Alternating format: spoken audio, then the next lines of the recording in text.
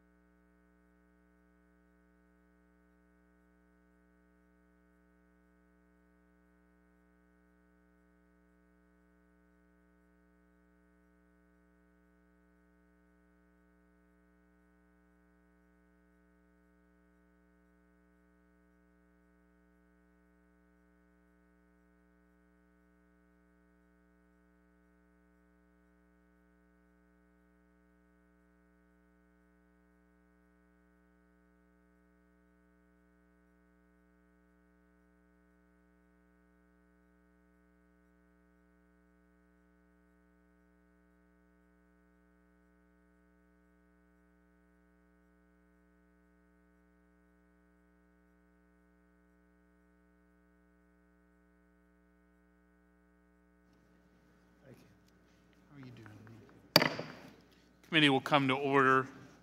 Before we get started, I'd like to take a minute to congratulate our colleagues Sam Johnson and John Lewis. Last night they received the Bipartisan Policy Center's Congressional Patriot Award.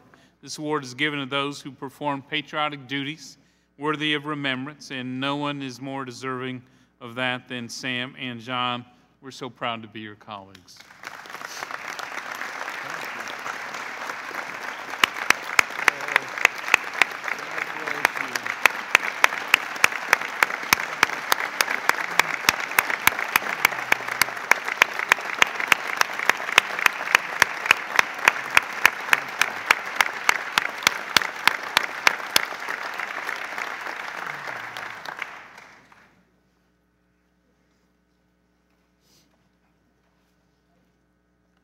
We are meeting this afternoon to consider 4 bills.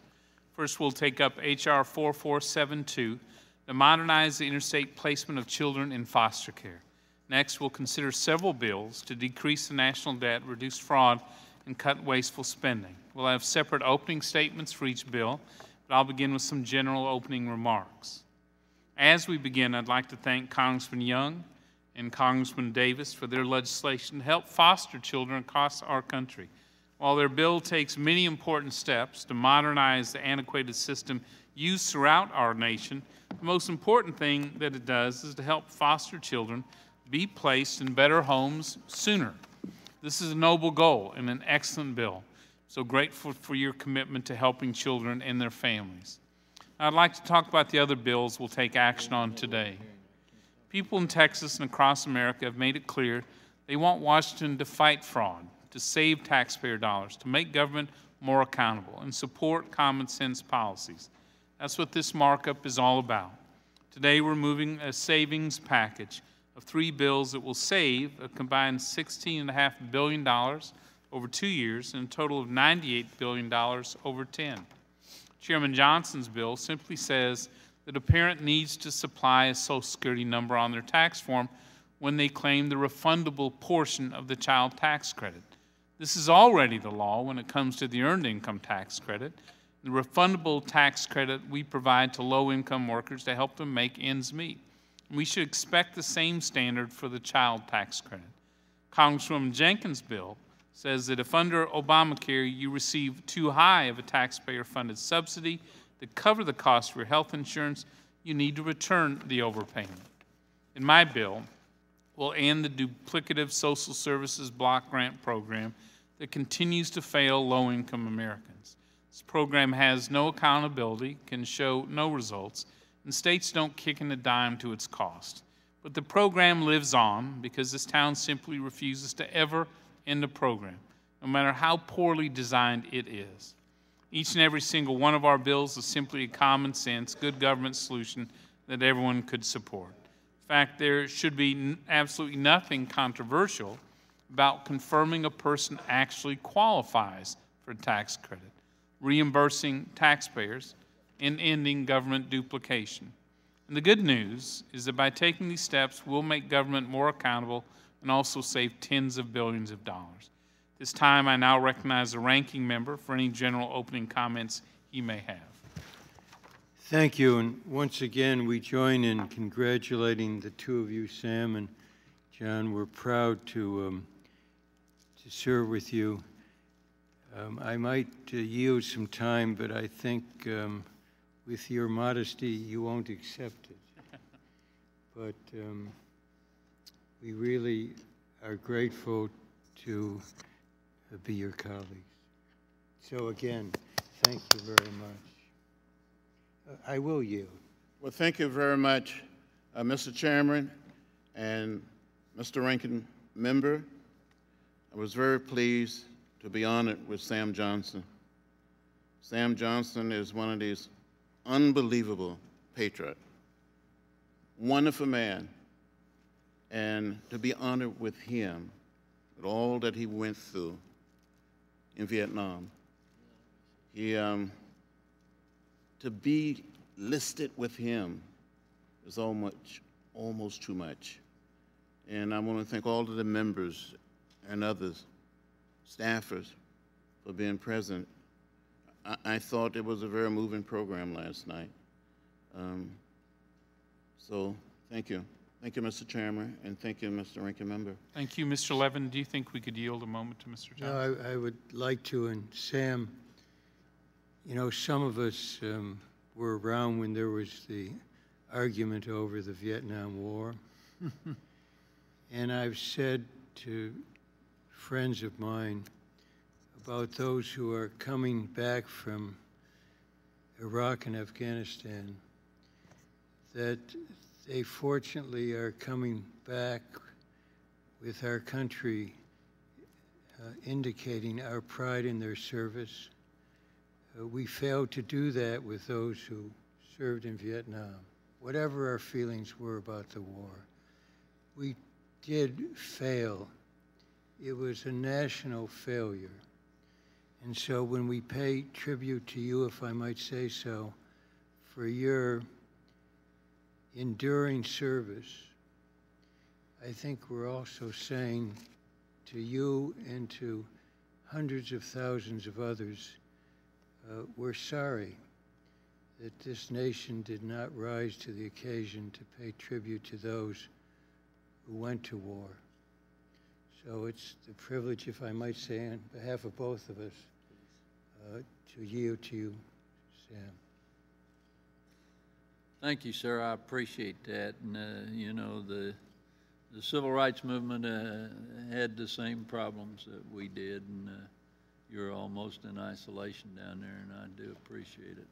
You know, I think that the best thing that happens in this House of Representatives is that we work together. Doesn't matter whether you're Democrat or Republican, black, white, blue, green, whatever.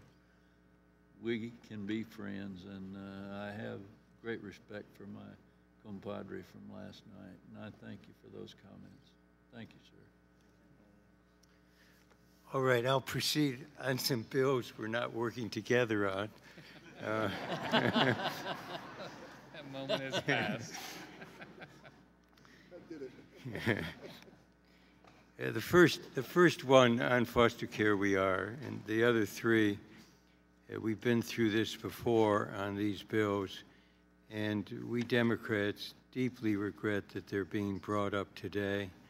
And so I want to just speak clearly about our feelings on these bills. The Republicans say that they're interested in addressing poverty, but today you bring forth a package of bills that would cut or end programs that have kept millions of children, seniors, and Americans with disabilities out of poverty. Republicans say they will come up with their comprehensive alternative to the Affordable Care Act, but never do. Instead, today you bring up a bill that would cause 250,000 Americans to lose their health insurance and increasing financial uncertainty and costs for millions more. Republicans say they want to replace programs like Medicaid and SNAP with a block grant because they provide states more flexibility. But today you are proposing eliminating the social services block grant, which helps provide critical services to nearly 30 million children, seniors, and individuals with disability. I think, therefore, it's really hypocritical and demonstrates how turning programs into block grants can make it easier to eventually cut them. A bill today would end the refundable child tax credit for 3 million children, almost all of whom are citizens with a parent or parents that are undocumented but paying taxes. This highlights so clearly the need for immigration reform, not the harsh rhetoric we hear today from Republican presidential candidates or legislation punishing millions of American children.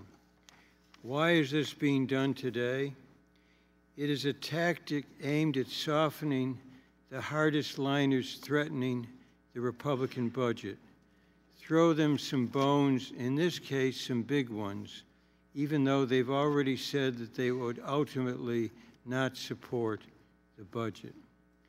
With the economy still recovering and hardworking Americans still feeling left behind, today, indeed on a bipartisan basis, we should be focusing in this committee on proposals to grow the economy, create good-paying jobs, and strengthen the programs that keep Americans from falling into poverty, not tearing these very programs apart. This package and its motivations are misguided, and the package is a dangerous one. I yield back.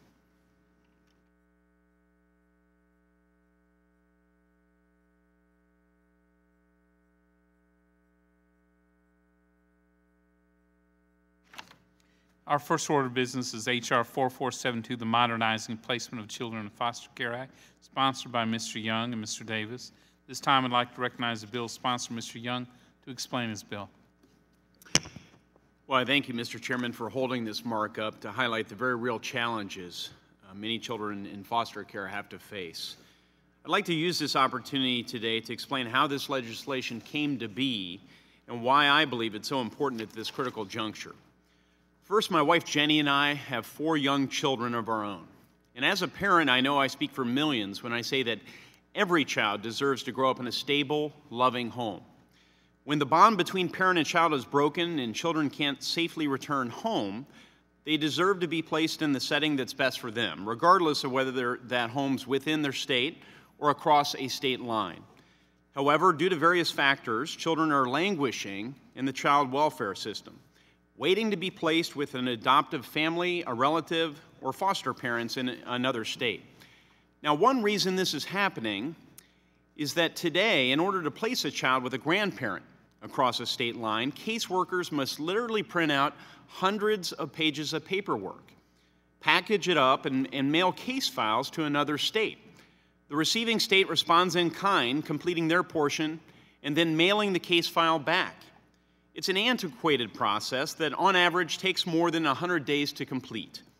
At a time when communities, courts, and caseworkers across the country are already overwhelmed, this inefficient paper-based placement system is simply unacceptable.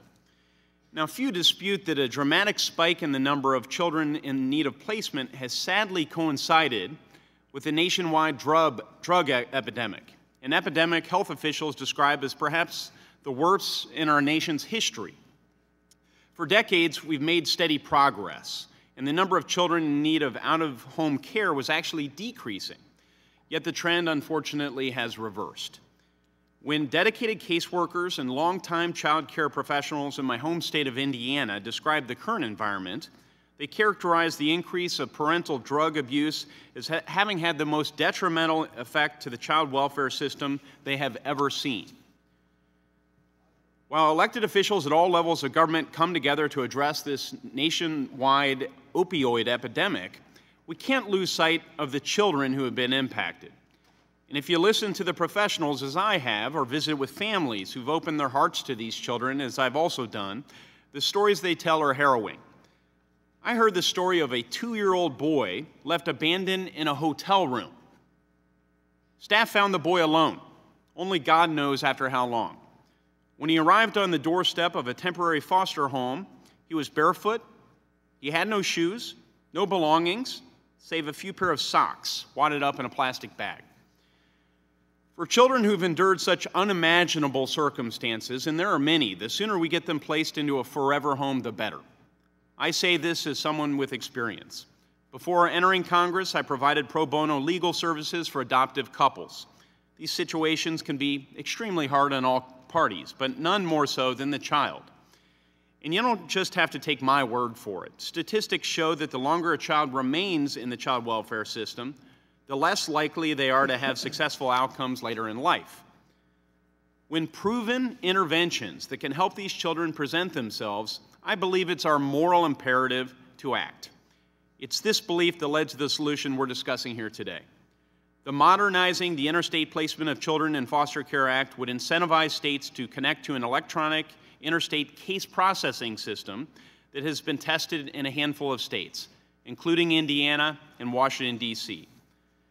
These are pilot programs that have achieved substantial reductions in the time it took to place these children into homes, reducing the time a child has to wait by roughly 30%. And for a child, that means a month and a half less time being shuffled from foster home to foster home, being taken in and out of school without a set routine. In one pilot scenario, Indiana had an emergency request to place a child with a relative in Florida. Use of this system allowed both pilot states to exchange their case information the very same day, which, under the current system, could have taken weeks. We can expect to see more of these positive results as this electronic system is expanded. So this bipartisan, bicameral bill was developed through a year-long process, consulting with key stakeholders to make sure there would be broad support. And I want to thank those stakeholders, as well as my colleague, Congressman Davis, for his leadership and support on this bill. I hope we can all agree today that we should do everything possible to get our most vulnerable children immediately placed in the setting that's best for them, regardless of state boundary lines. I urge my colleagues' support, and I yield back. Thank you. I would now recognize the bill's chief co-sponsor, Mr. Davis, for a statement on H.R. 4472. Thank you very much, Mr. Chairman. Given that my congressional district has one of the highest percentages of grandparent caregivers in the nation, followed by 2 other congressional districts in Illinois, child welfare issues are very personal to my constituents, to Chicago, and to Illinois. I joined Congressman Young in introducing H.R. 4472 because it would help us make progress on an important issue: the barriers and delays that continue to exist when the best new home for a child is in a different state than the unsafe home the child had to leave. Removing barriers that delay or prevent interstate child placements is long overdue. It's a long bipartisan goal of this committee. This bill addresses one factor in those delays: the ability of state computer systems to link up to process the paperwork. As part of an HHS pilot project, 7 states and the District of Columbia currently participate in the National Electronic Interstate Compact Enterprise, or NEIS, an outline tool that allows state office systems to talk to each other and process interstate placements more quickly. And I am indeed very proud that Illinois is one of those states. An early evaluation found that this system reduced waiting times for affected children by about a 1/3. 10 other states have already announced plans to join the exchange over the next 2 years. H.R. 4472 would accelerate the number of participating states in the short run and ensure that all states participate in the long run. I'm thankful to Mr. Young and to Chairman Brady for ensuring that the bill builds upon progress being made right now and includes tribal foster care systems. I support this legislation, yet I hope to work with the chair and Mr. Young moving forward to see if we can increase our investment. I am concerned that the cost of a fully integrated system is far greater than the funding set aside in the bill, and that the set aside comes at the expense of other important prevention and family support activities. There are examples from the recent past, such as the 2006 Safe and Timely Interstate Child Placement Act, where Congress enacted good legislation but did not provide adequate resources to make it a reality. I hope to avoid that here. More broadly, I'm deeply concerned that we're considering this bill at the same time we're marking up legislation to end the Social Services Block Grant, one of the most important sources of federal funding for helping foster children. The harm done to foster children by eliminating the Social Services Block Grant will far outweigh the benefits of H.R. 4472. In 2013, more states use the SSBG for child protective services, foster care services, and child abuse prevention and intervention than for any other purpose. The SSBG directly funded almost $370 million in child welfare and adoption services for nearly 5 million children. And the SSGB provides an estimated 29% of all state, local, and federal government funding for prevention and intervention services. I urge my colleagues to support moving forward on H.R. 4472. I also urge that we move to carefully consider their commitment to our nation's most vulnerable children later this afternoon when we move on the SSBG elimination legislation that would do them so much harm. I thank you, Mr. Chairman, and yield back the balance of the time. The committee will now proceed to consideration of H.R. 4472. Without objection, the measure will be considered as read, open for amendment at any point. At this time, I offer an amendment in the nature of a substitute, which was distributed in advance, along with the green sheet explaining it. Without objection, the amendment in the nature of a substitute shall be considered as read, open for amendment at any point, and considered base text for purpose of amendment. I'll now turn to Ann Cicero, the Staff Director of the Subcommittee on Human Resources, provide the technical description of the amendment in the nature of a substitute with an emphasis on the changes made since introduction. I ask that members hold their questions until after her presentation. Mr. Cicero. Thank you, Mr. Chairman and Ranking Member Levin. The bipartisan H.R. 4472 is designed to reduce the amount of time foster children wait to be adopted, placed with relatives, or placed with foster parents when they are going to a home in another state. This bill supports states in implementing the National Electronic Interstate Compact Enterprise, or NEIS, a system designed to digitize the current paper-based process states use when a child is placed in a new home across state lines. This bill reserves $5 million to assist states in implementing this electronic system from discretionary funding under the Promoting Safe and Stable Families program, which is under the committee's jurisdiction. These funds would be available to states through fiscal year 2021. As reflected on the green sheet distributed yesterday, the chairman's amendment in the nature of a substitute modifies H.R. 4472 as introduced by the following. Inserting electronic interstate case processing system in places where centralized electronic system appears in order to more accurately describe the new system. In paragraph 8 of the findings section, striking days and inserting business days to correct the statement. Under the state plan requirements, it moves the date from 2022 to 2026 to give states more time to implement this change.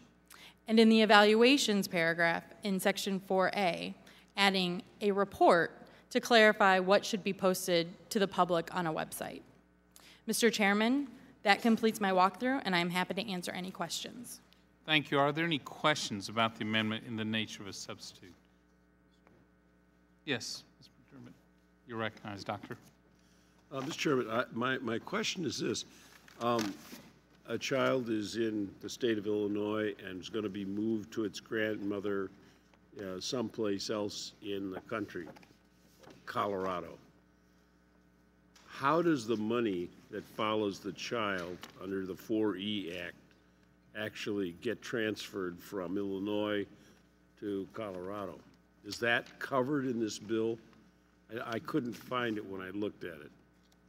Sir, that is not part of this bill. The change in funding for the services for the child. Is that what you're asking about, the services? This bill does not address that issue. So this bill just simply makes it possible legally to transfer papers from one state to another electronically? It provides a standardized mechanism for states to exchange the information electronically. So right now they're doing it via paper, they're printing out copies of things, putting it in the mail. This gives them a standard way electronically to build their systems and connect them. But no way to electronically transfer the money from one state to the other. That's not what's addressed by this bill. Thank you. Thank you. Do other members have questions?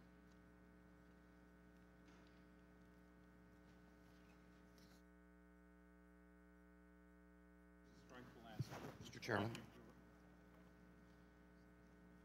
Excuse me, Mr. Reich, you're recognized to strike the last word.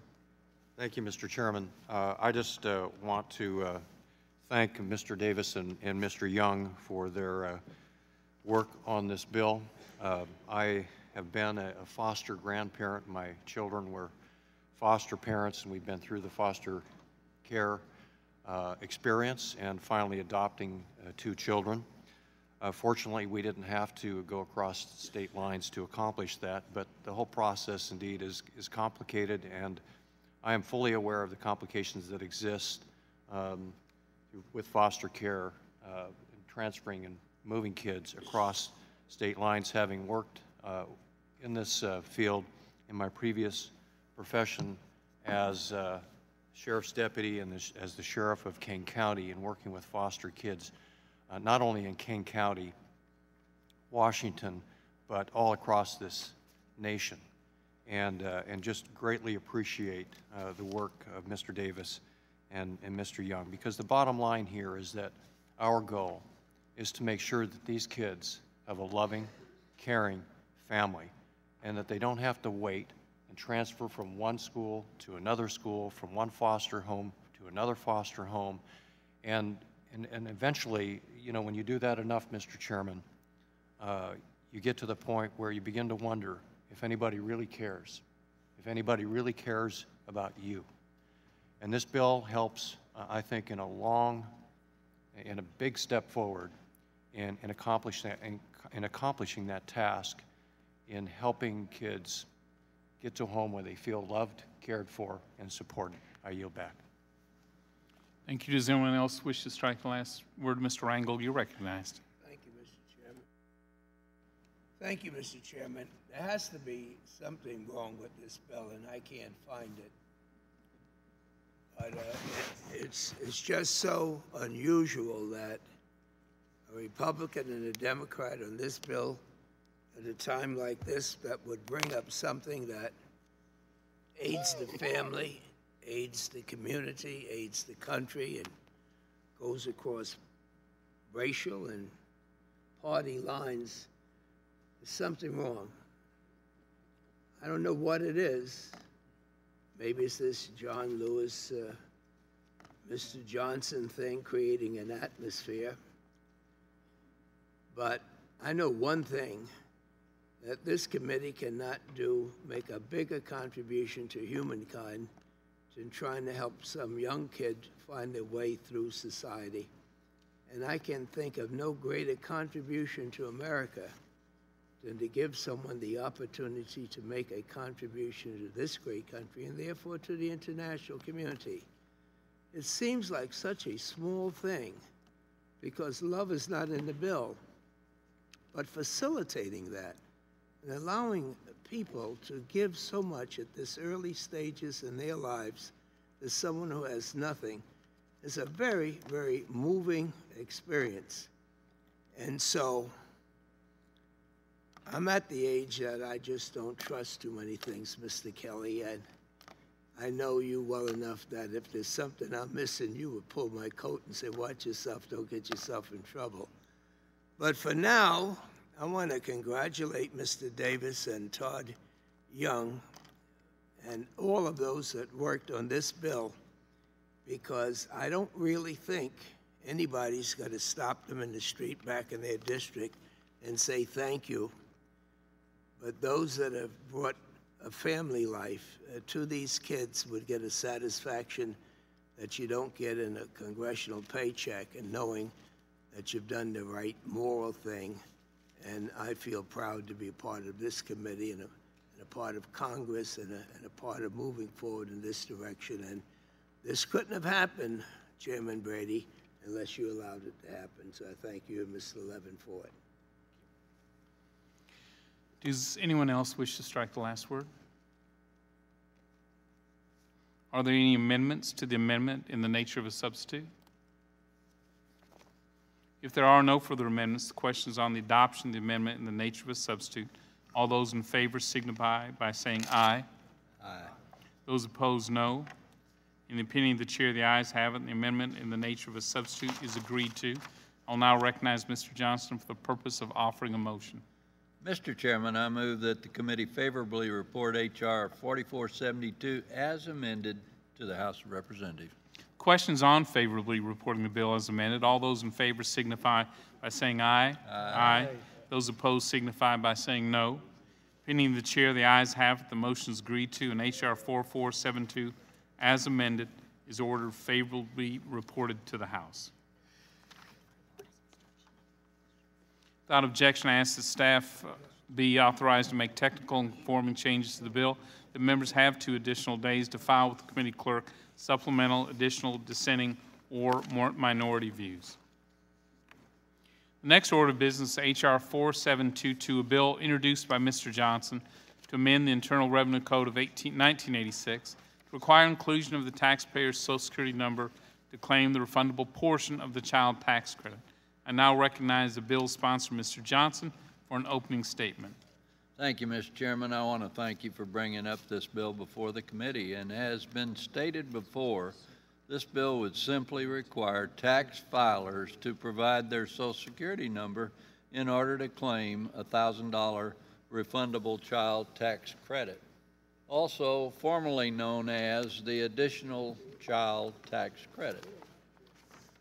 As we consider this common sense bill, I'd like to make the following key points. First, the bill is based on the good work of the Treasury Inspector General for Tax Administration.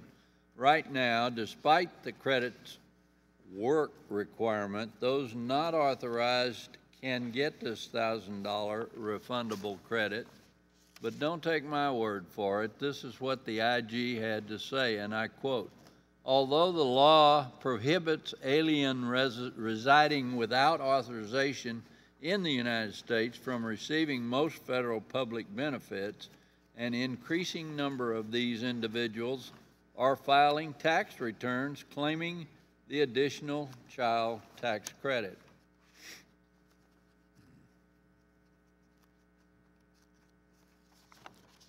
Second, the IG has said this credit can encourage individuals to immigrate unlawfully. And third, our debt is over $19 trillion. My bill would save nearly $20 billion by closing a loophole that should never have existed in the first place. That's real money. Again, the loophole is that the IRS does not require a Social Security number to get this refundable credit. Fourth, my bill would close this loophole by simply requiring a Social Security number. You know, requiring Social Security numbers is a long-standing common sense idea. We require this for the Earned Income Tax Credit. We did that back in 1996 as part of the welfare reform law, and you know who supported that. No less than Harry Reid and other Democrats, such as then Senator Joe Biden and Representative Steny Hoyer. More recently, in 2008, Democrats supported Social Security numbers for stimulus checks for tax filers and their children. It made sense then, why not today when it comes to the refundable child tax credit? Mr. Chairman, this bill is about protecting Americans' hard-earned taxpayer dollars. It's time to stand for the American taxpayer, and I thank the chairman again for working me in on this. I yield back. Thank you. Mr. Levin, you're recognized. I yield our time to Mr. Becerra. I thank the gentleman for yielding, and I'd first like to begin by also acknowledging Mr. Johnson and Mr. Lewis on their award, and I congratulate them for being American heroes, both of them, for what they've done. On this particular legislation, I will have to disagree with my friend from Texas. Let's remember what we're talking about with regard to the child tax credit. First, in order to qualify, you must be a family with children, obviously a child tax credit. You're talking about working families. You're talking about working families who pay and file pay taxes and file tax returns. And you're talking about children who would receive this support as a result of being part of a family that works hard but earns very modest income.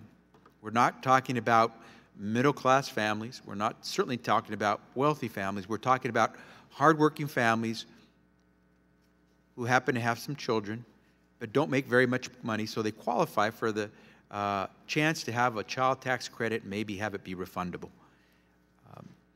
In the case of this particular provision, this legislation would punish the children of working parents who happen to be of immigrant background.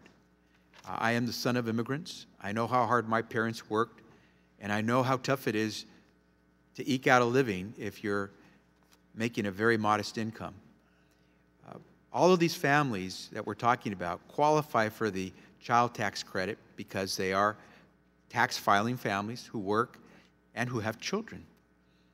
To require the Social Security number does nothing to impact the fact that they work, file their income taxes, and qualify because they have children. The Social Security number simply acts to eliminate the qualification for so many of these families for this tax credit. And it's unfortunate because you're mostly talking about, as I said earlier, families who are on the edge. They do not make a great deal of money. And we're, in this case, talking about probably somewhere around 3 million children who would lose out on the child tax credit, not because their parents didn't work, not because their parents failed to file income taxes, not because they didn't qualify under the current status of the law, because simply we will require that they present a Social Security number. The Social Security number is not necessary to prove that you work or that you have a child. It is unfortunate that we would take this approach because if we're really trying to go after a broken immigration system, which my friend Mr. Johnson and I have worked on in the past to try to resolve, I think we're all there for that. If we're here to try to tackle the issue of fraud, which may exist within the child tax credit program, I think we're all in support of doing something like that. But I don't believe everyone here would claim that there are 3 million children who are committing fraud in qualifying for the child tax credit. I would hope that we would rethink this type of policy because it does very little to deal with the possibility of fraud that may occur in parts of the program, which all of us are prepared to tackle. It simply would take a broad brush and sweep many, many working families in America under this definition that would deny these working families a chance to qualify for the child tax credit. Maybe for most of us here, it doesn't mean a big deal, but for a family making $20,000, $25,000 a year with children, a child tax credit goes a long way. And to simply say because these are children, most of them, the vast majority are U.S. citizen children who would now be denied the child tax credit even though their parents work, pay taxes, file their tax returns simply because of their immigration status is a wrong-headed approach to punish children for what we think is a broken system of immigration laws or a potential of fraud that may exist in aspects of this program which have nothing to do with these kids that are going to be impacted. So I would urge my colleagues to reject this proposal and let's go at the issue of fixing our broken immigration system or tackling fraud, but not at the expense of 3 million children who are part of working families who pay taxes and try very hard to build this country. With that, I'll yield back the balance of my time. The committee will now proceed to consideration of H.R. 4722. Without objection, the bill will be considered as read, open for amendment at any point. This time I offer an amendment in the nature of a substitute which was distributed in advance along with the green sheet explaining it. Without objection, the amendment in the nature of a substitute shall be considered as read, open for amendment at any point, and considered base text for purpose of amendment. I now turn to Thomas Barthold, the Chief of Staff of the Joint Committee on Taxation, to provide a technical description of the amendment in the nature of a substitute with an emphasis on changes made since introduction. I ask that members hold their questions until after his presentation. Mr. Barthold. Thank you, Mr. Chairman, members of the committee. You have before you two joint committee documents, JCX 11 and JCX 13, which describe the underlying legislation, H.R. 4722, and the chairman's amendment in the nature of a substitute. I'll briefly describe this legislation. Under present law, any individual filing a U.S. return is required to state as part of that return the taxpayer's tax ID number, which is generally the Social Security number, but not always. No child tax credit is allowed to any taxpayer with respect to any qualifying child who does not also include the tax ID number of the qualifying child. The proposal before you today adds a requirement that the taxpayer report on their Social Security number, or in the case of a joint return, the Social Security number of at least one of the two filers of that return on their tax return in order to claim the additional child tax credit. This proposal would be effective for tax years beginning after December 31st of 2015, so in other words, effective for the current tax year. Happy to answer any questions that the members might have, Mr. Chairman. Thank you. Are there any questions for Mr. Bartold? Mr. Rangel, you're recognized. Mr. Bartold, why were these credits, child tax credits, created in the first place? What's the reasoning behind this legislation? Well, the child tax credit, my recollection and some of the legislative history, was to reduce the tax burden on households with children in light of extra expenses involved in raising children, and to not impose income taxes on those households with children that were at or below the poverty line. So it targets those with the least amount of income? It targets those working Americans with the least amount of income? Is that what the bill does? The child tax credits themselves have the effect of raising the amount of income that is earned free of income tax. So yes, it's targeted most closely at lower income. Well, the wealthy people are not the beneficiary of this, right? It's low-income people to ease the burden of raising children, right? It applies to all households with children. I was saying it eliminates completely the tax burden, or it was designed in part to eliminate completely income tax burden on those households that were near. Do you have any broad idea how many people are working in poverty that this would provide some assistance to, much like the earned income tax credit, where we're trying to help people with children in lower income? How many families would be affected by this bill? By this bill? Yes, by this bill.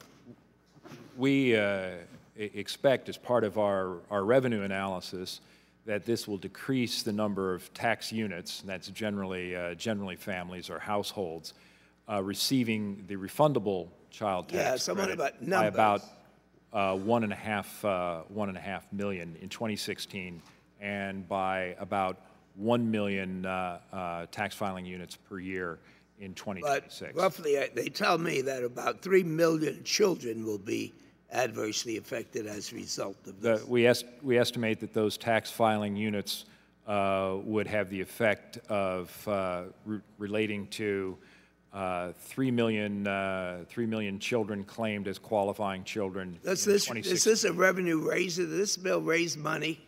Yes, it does, Mr. Rangel. That was reported as part of JCX 11, and JCX 13 raises $19.9 billion over the revenue period. $20 billion. Yes, sir. So I used the word that this raises revenue by $20 billion. Is that the same as saying that this will cut benefits by $20 billion to children in the United States of America? Is that the same thing? It's the same. It's the same thing. There right? will not be refundable credit. But the amount of refundable credit, credits money out of what would normally be used to give assistance to families with children. This bill takes $20 billion from the resources that we had previously legislated. I'm trying to make it easy for us. I might interject. I misunderstood the last question, Mr. Chairman. Mr. Chairman, does this cut $20 billion from the program? Or does it raise $20 billion of revenue? It stops $20 billion of improper payments that go to taxpayers to now who are not legally eligible for this tax. Okay, so there's evidence, I assume, for what the the chairman has said that these children don't deserve, and it's improper for them to receive these resources. That is not what I said, Mr. Rangel. Mr. Chairman, I thought you said this is improper payment to children by These are $20 billion. improper payments to taxpayers who are not legally eligible to receive this tax credit. And the There is a children, difference. they are illegally receiving payment under the current law? Is that? Again, this stops improper payments to those who, under the law, are not legally eligible to be at work to earn those earnings to receive the tax credit. Well, are there any provisions in this law to identify those children that you're talking about and what we do about them if indeed this is for food and clothing and they're here? Do we have any legal responsibility for kids in this country at all? Respectfully, gentlemen's questions are beyond the scope of the walkthrough. I I remind you don't to mean limit for your him. questions This to is for those you, that are Mr. Chair. technical This in had nature. nothing to do with Mr. Barthold. And we will I be was glad asked- to respond to that during the debate that will follow the technical walk. Thank you. Thank you. Mr. Johnson, you're recognized. Thank you, Mr. Chairman. Mr. Bartol, welcome.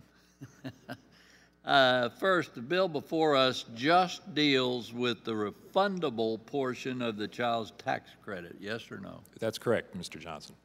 Practically speaking, this means that tax filers are getting money from the IRS, but not because they overpaid in taxes. What they are really getting is a benefit check. Is that yes or no? The refundable credit means that you have no tax liability and there is still a refund made. Yes, sir. So is that a credit, yes or no? Yes, sir. Okay, follow up. I want to know the revenue estimate for this bill shows $19.9 billion in outlay effect. Outlay means spending. Is that yes or no? The Congressional Budget Office reports reductions in outlays the same as other spending programs. Yes, sir. Spending. What we're talking about here is spending through the tax code. Is that correct? It's a reduction in your refundable tax credit. Is it spending? Well, Mr. Johnson, you know, as an economist, sometimes the labels Okay. we can Well, now the intent of this bill is to prevent those who are not authorized to work from getting the refundable child tax credit. Right now, folks who are not authorized to work can, however, get the refundable child tax credit by going to the IRS and getting an individual taxpayer identification number. They get this number because they aren't supposed to get a Social Security number. Mr. Barthold, Social Security numbers are issued to those who are authorized to work in the United States. Is that yes or no? Yes, sir. That's correct, Mr. Johnson. Okay. Now, with respect to individual taxpayer identification numbers, this is what JTCT description of the bill has to say, and I quote, "An I-10 does not provide eligibility to work in the United States or claim Social Security benefits." Is that true? That's correct. Of these numbers issued, how many would you say have been issued to those who do not have authorization to work in the United States?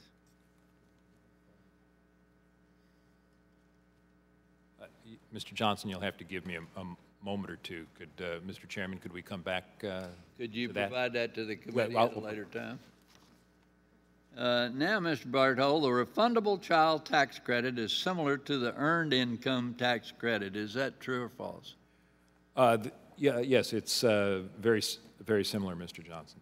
And the EITC is based on the filer's earnings and not the number of children they have. Is that true or false? The level of the EITC does depend upon the number of dependent children. So number of children matters, sir. So really, the only difference we're talking about here is that the IRS requires a Social Security number for the EITC, but not for the refundable child tax credit. Is that true? Under present law, it's the case that for the taxpayer to claim the EITC, you have to have the Social Security number. That is not required under present law for the additional child tax credit. Thank you, Mr. Chairman. I yield back. Thank you, Mr. Becerra. You're recognized. Thank you, Mr. Chairman. Mr. Bartold, let me make sure. The child tax credit, to file for it, a tax filer must work. Yes, there's an earnings test as part of it, Mr. Becerra. You must file a tax return in order to qualify to receive the child tax. That is correct, Mr. Becerra. And you must obviously prove you have children to receive the child tax credit. There's a definition for qualifying child, yes, And sir. if it's refundable, it means that you are among those working Americans who make a small amount of income, because otherwise you wouldn't qualify for the refundable aspect of it, correct? Otherwise, the basic child tax credit offsets a tax liability. And so let's unmask what we're talking about, because we dance around these things. There are a whole bunch of folks in this country who work here, live here, and don't have authorization to be in the country.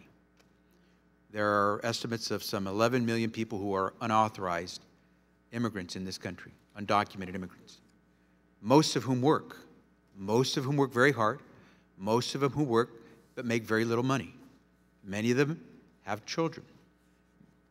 Most of those who file for this tax credit have U.S. citizen children. Under the law, if you work and if you are filing your taxes, and by the way, if you're undocumented, our federal government doesn't have a way to go after you, but these folks choose to file income tax returns, and they have children, they qualify for the tax credit. They are essentially telling our federal government who they are, where they are, and what they're doing. And they happen to be living in this country with a very modest income, but they're doing what most Americans try to do, and that is work hard for this country. We do have an issue of having to resolve the fact that we have more than 10 million people in this country who are not authorized to be here, nor authorized to work. But there are some Americans who are offering these folks work. They are violating the law just as much as anybody else did. And the difficulty is they're trying to survive in this country. These are not improper payments under the law. Perhaps the people who came are unauthorized to work, but there are Americans who've offered them employment, and they're working. If we want to change the laws to deal with the fact that we have Americans who are violating the law and offering people who don't have authorization to work in this country jobs, we should. But that's called immigration law. And that is not dealing with the child tax credit. That there are immigrant families who are willing to disclose who they are, where they are, and pay taxes so that they can then qualify as working families for this tax credit is another thing. And to punish these children in these working families as a result of our broken immigration system is a pretty indirect and hostile way to try to deal with a broken immigration system. And so let's unmask what we're talking about. There are some, by your estimates, 1.5 million working families that qualify under this provision who would be denied a child tax credit for some 3 million children as a result of this legislation. That won't change the broken immigration system. It won't change the fact that they are working in this country. It will, however, make it harder for them to exist. So let me ask a question, Mr. Bartold. Under this proposal, do we change anything about the Social Security system by requiring the Social Security number for families that file for the child tax credit? Excuse me, Mr. Becerra. The committee is not proposing to make any changes to the Social Security system. So this proposal does nothing to change the Social Security system. This doesn't make someone eligible for Social Security by filing the Social Security number, right? That's correct, Mr. Becerra. This does not make someone eligible for benefits under Social Security by providing the Social Security number for the child tax credit, correct? That's correct, Mr. Becerra. It's simply used as a way to identify the people that will be eligible for the child tax credit. With this proposal should become law, there are over 1 million families who have children who work, pay taxes, file their tax returns, who would lose the opportunity to receive the child tax credit, which they currently, under current law, qualify for, correct? It changes the qualification requirements of present law. So those families, those working families would no longer qualify for the child tax credit. Well, I should clarify on one point, Mr. Becerra, that in the estimate and part of the legislation that Congress has recently enacted, the PATH Act, there are changed procedures to require reissuings of the I-10, and that's partly in a response to fraud or perceived fraud and documented fraudulent use of I-10s. And so when I reported that a certain number of returns would no longer be eligible, that does include all time has expired, and perhaps you Chairman. could respond in writing. Mr. T-Berry, you're recognized. Thank you, Mr. Chairman. Like Mr. Becerra, Mr. Barthold, my mother and father are immigrants. So under current law, so when I was a kid, my mom was a permanent resident, and she worked as a seamstress. And while as a kid I was in my state eligible for the free and reduced lunch program, would I, as a kid of a permanent resident mom, be eligible for the child tax credit? As a permanent resident, your mother would be eligible for a Social Security number, so presumably your father and mother filed with both Social Security numbers on the return, and you had been, and if you had a tax ID, and I assume your parents applied for a Social Security number for you, they did. Then you would have met all the requirements of both present law and the proposal before you today. Now, the reality is the child tax credit wasn't around when I was a kid. When did the child tax credit get passed? 1997? Definitely not a kid. But if we apply it to today's standard, a child in the home of a mother and father who are permanent residents, and they have a Social Security number, that would qualify. That's what we just walked through, yes, sir. So regarding the child tax credit, can you share with me the issue of refundability? Meaning, I think some folks think, and if you could clarify this, that the refundability is only for income made by the recipient, whereas the reality is there's a pretty high percentage of people who actually get more money back than they earn. Is that correct, Mr. Barthold? I think you meant tax liability. Correct. Mr. Sorry. Yes. T-Berry. Thank you. The refundable part says that if the regular child tax credit has essentially eliminated all of your current tax liability, you may be eligible to receive a refund beyond any tax liability that you owed. Aren't there, according to a Joint Committee on Tax graph, 16.4 million filers that have a child tax credit that exceeded their income plus payroll? Have you seen that statistic, Mr. Barthold? Well, since you cited it to my colleagues, I must have seen that, Mr. T-Berry. I was just trying to see if I had before me most recent, but that sounds correct. I'll double check here or ask one of my colleagues. And if you could confirm with me that almost 50% of child tax credit recipients are in that category. So you don't need to confirm it now. You could just confirm it later. Well, I'm pretty sure about that. We'll send that information. So in addition to what Mr. Johnson said that the earned income tax credit required a Social Security number. Are there any other tax credits that require a Social Security number, Mr. Barthold, that you're aware of for waste, fraud, and abuse purposes?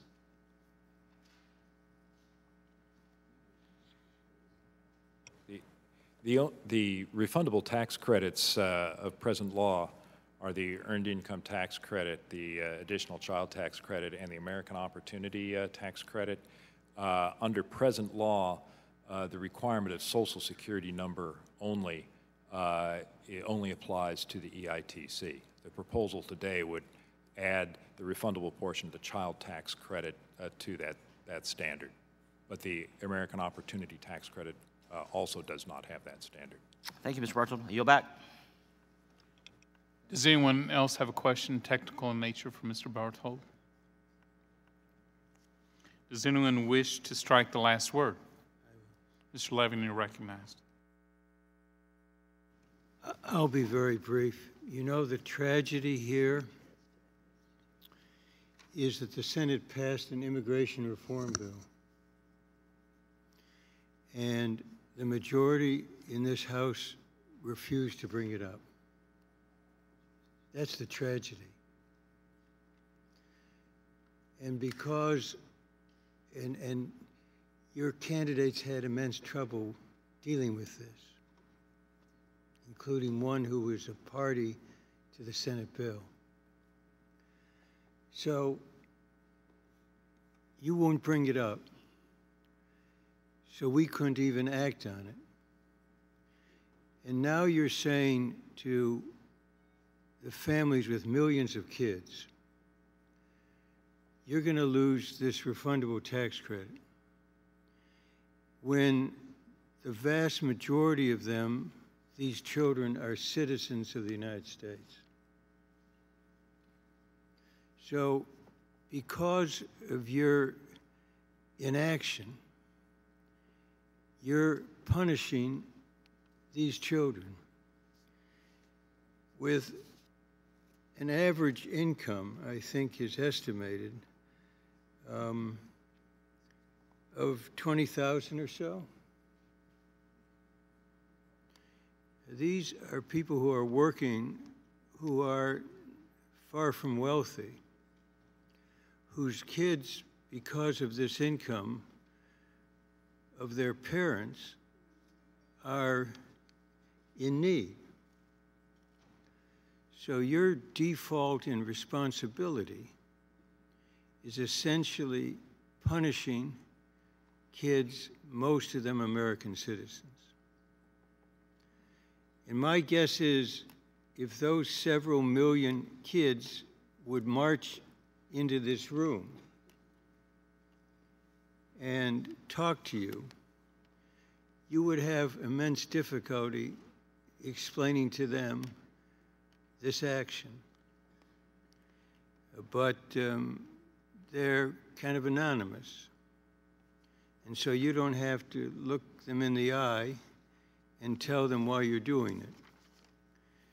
And you're doing it in part, I close with this, and this has been expressed yourselves, some of you, not here on this committee, that there needs to be found some $20, $30, $35 billion of savings in order to attract some votes for your budget bill. So you're punishing these kids because you need to find votes among those of you who don't want to vote for a budget bill. And so I say this sadly. This has become, I think, the heart of the lack of bipartisanship in this institution. This is an expression of the polarization in this place that you're only deepening today by this. I don't know if it's going to come up on the floor because it's not clear the budget will ever come up on the floor. Politically speaking, I suppose we would welcome your bringing this bill up on the floor. Politically, in terms of the November election. But that isn't the way this committee or this institution should proceed. It's too high a price to pay for the addressing of poverty, which you say, and the Speaker says, you care about. You shouldn't be doing this. Pass a budget bill not on the backs of several million kids, most of whom are citizens whose parents, or at least one of them, is working. You bet. Thank you, Ms. Sanchez. You're recognized. Strike the last word. Thank you, Mr. Chairman. I have to say that I seldom am this frank about my frustration and my sadness at the direction that this committee is taking today. We should be talking about passing common sense, forward-looking tax policy, not talking about attacking poor families and low-wage workers who are working really hard just to keep their heads above water. And the bill before us today, H.R. 4722, is a blatant attack on many U.S. citizen children who happen to be living in low-income mixed-status families. These are families that are just barely earning over $22,000 a year. And today, we are essentially telling these families, you guys have it too easy. I want to go back to something that Mr. Becerra asked Mr. Barthold about, because I want everybody to be clear. This credit is only available for taxpayers. That means taxpayers who are working, earning income, and raising children, and contributing to this country. And it is legally available for qualified taxpayers using an ITIN, many of whom are immigrants. These are taxpayers. These are not people who are simply seeking a government handout. If this bill were to become law, up to 4 million Latino children and their families would face greater hunger, poverty, and severe hardship. This, to me, is simply unconscionable and, frankly, beneath the dignity of this committee. We've spent much of the year talking about possible international tax reform or even the long-term goal of comprehensive tax reform.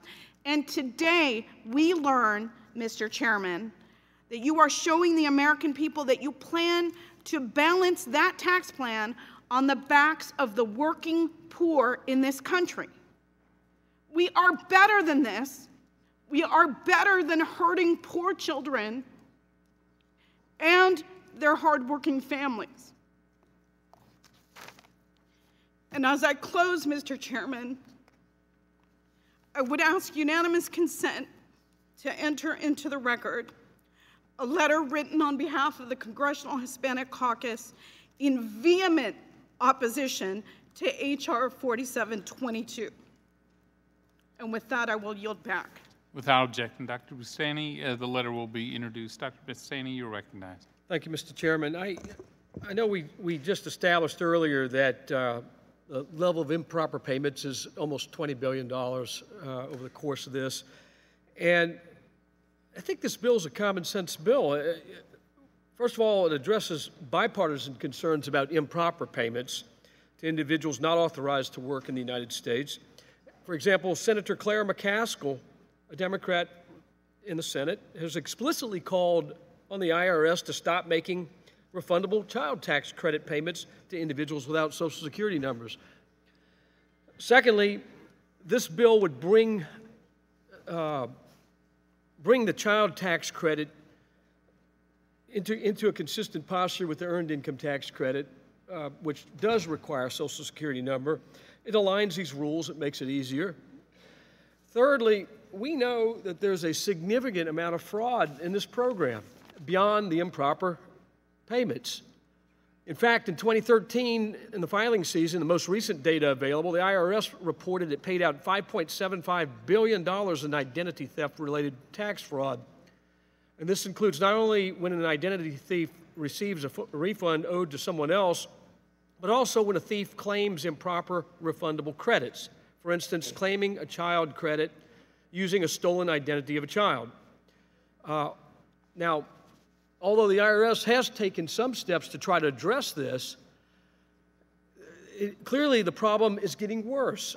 And we're all aware of a fraud ring in Tampa, Florida, for instance, $130 million in fraudulent tax refunds that were issued on prepaid debit cards. Local authorities have estimated the total amount of tax fraud in the Tampa area alone could be as high as $1 billion, and have noted that tax fraud is so easy to commit that it's becoming appealing for all kinds of other criminals. In fact, many criminals involved in the tax fraud ring were former drug dealers who turned to tax fraud as an easier and safer way to make money. I think I hear the bleeding heart stories out there, but the fact of the matter is we have a serious tax fraud problem with this on top of the improper payment problem, and it needs to be fixed. And this is a simple way to deal with it, by requiring a Social Security number. So I urge our colleagues on both sides of the aisle to consider what we're dealing with here and to accept this bill. I yield back. Thank you, Mr. Crowley. You're recognized to strike the last word. Thank you, Mr. Chairman. And I appreciate the comments from my good friend, Dr. Bustani, someone who I work with very closely, have great respect for, and you, Mr. Chairman, as well. But I want to associate my thoughts and comments with my friend Linda Sanchez from California. Back in December of last year, there was a deal that was struck on a tax provision bill that included the permanentization of the child tax credit, the CTC. Had bipartisan support. I voted for that bill. We didn't get everything we wanted. Democrats fought very hard for a permanent CTC using ITINs as a means and not Social Security numbers. We also wanted it indexed. We fought very hard to have it indexed and made permanent. But we didn't get what we wanted. And I suggested we didn't get what we wanted. Republicans didn't get everything they wanted either. It's a compromise.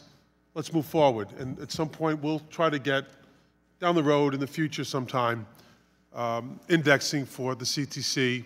And I suppose you all would continue in your attempt to limit access to the child tax credit by forcing Social Security numbers versus ITINs. I didn't expect it to be this soon. After we just struck a deal, after the ink is barely dried on the bill that the President signed, we're immediately going back once again, and I think, as Linda Sanchez said, going after hardworking, poor people in this country who are simply trying to put food on the table, pay the bare necessities, and make ends meet. I think that's unfortunate. I expected it maybe at some time in the future, but quite frankly, Mr. Chairman, I didn't expect it this soon. I too will not support this effort and this legislation. With that, I yield back the balance of my time. Thank you. Does anyone else wish to strike the last word? Yes, Dr. McDermott. Thank you, Mr. Chairman. I sat from 10 o'clock till 3 o'clock in the Budget Committee, watching that charade go on, and asked the question up there how they were going to pay for it. And they said, well, the Ways and Means Committee is downstairs. They're going to do this little act. So I thought I ought to run down here and get back in my seat on the Ways and Means Committee to catch the sight of us taking food out of the mouths of kids to pay for a few votes to get the budget bill out of the Budget Committee. If this bill, I want my colleagues to know, if this bill doesn't pass, we're not going to have enough votes upstairs to get the budget out. Now, they're counting on these votes because this is the grease to make the budget come out upstairs, is the food out of kids' mouths. And it was very interesting to sit up there and try and get them to admit what they were doing. And I was reminded of a former member of this committee who many years ago was asked by another member of his delegation why things didn't seem to be going very well. And this old member said to him, don't you understand this place ain't on the level? This ain't on the level at all. Everybody knows this would be vetoed by the President of the United States. I mean, it is simply a mechanism to, I guess they got some sort of unaware members on the other side who believe that if it passes down here, well, then they can count on it up there, and therefore it's going to happen. It ain't going to happen. The President is not as cruel as this bill is, and he's going to put his veto pen right square on it. I mean, his advisors will say, well, we recommend a veto. He isn't going to touch it because that's not what Ms. Sanchez was saying is we are better than this. This is not how you finance the budget. You won't close one single loophole. We sit on this committee and talk about tax reform. We got all this money all over Europe and we can't get it back here, and well, we just, oh, it's awful, ain't it awful, ain't it awful. We can't close one damn loophole on this committee to finance the budget upstairs. So we go looking for the most vulnerable people in the world. Kids who were born in this country, they didn't know when they got here where they were. They looked around and said, wow, I'm here. They didn't know if it was the United States or Honduras or where the hell it was. And we're now saying that they're not going to get the income tax credit in the family in which they live to put food on the table. That's what this bill is all about. And it really is a shame. As I say, I think we could do better than this, but I don't know, those oil companies got to have those tax rebates for drilling holes in the ground, places where it doesn't work. And that's certainly got to go on forever, as it has for about 40 years. But we don't need to take lunch money from little kids. I yield back the balance of my time. I'm voting no. Does anyone else wish to strike the last word? Mr. Lewis. Mr. Chairman, I've been moved by something. I don't know exactly what it is, to strike the last word, to speak up and speak out. When you see something that is not right, not fair, not just, I think you have a moral obligation to speak up. With my background, I come from a place where it says something like, blessed are the poor, for they shall be comforted. Suffer little children, come unto me. What we are debating, discussing now, the road that we're moving down is not the right road. To punish innocent children, poor families, it's not the right thing to do. If we move down this road, history will not be kind to us as a nation and as a people. I agree with my colleague, Linda Sanchez. We can do better, much better. This is not the right thing to do. Let's come together and do what is right, what is fair, and what is just, and not punish little children and poor families. A year back. Does anyone else wish to strike the last word? Are there any amendments to the amendment in the nature of a substitute?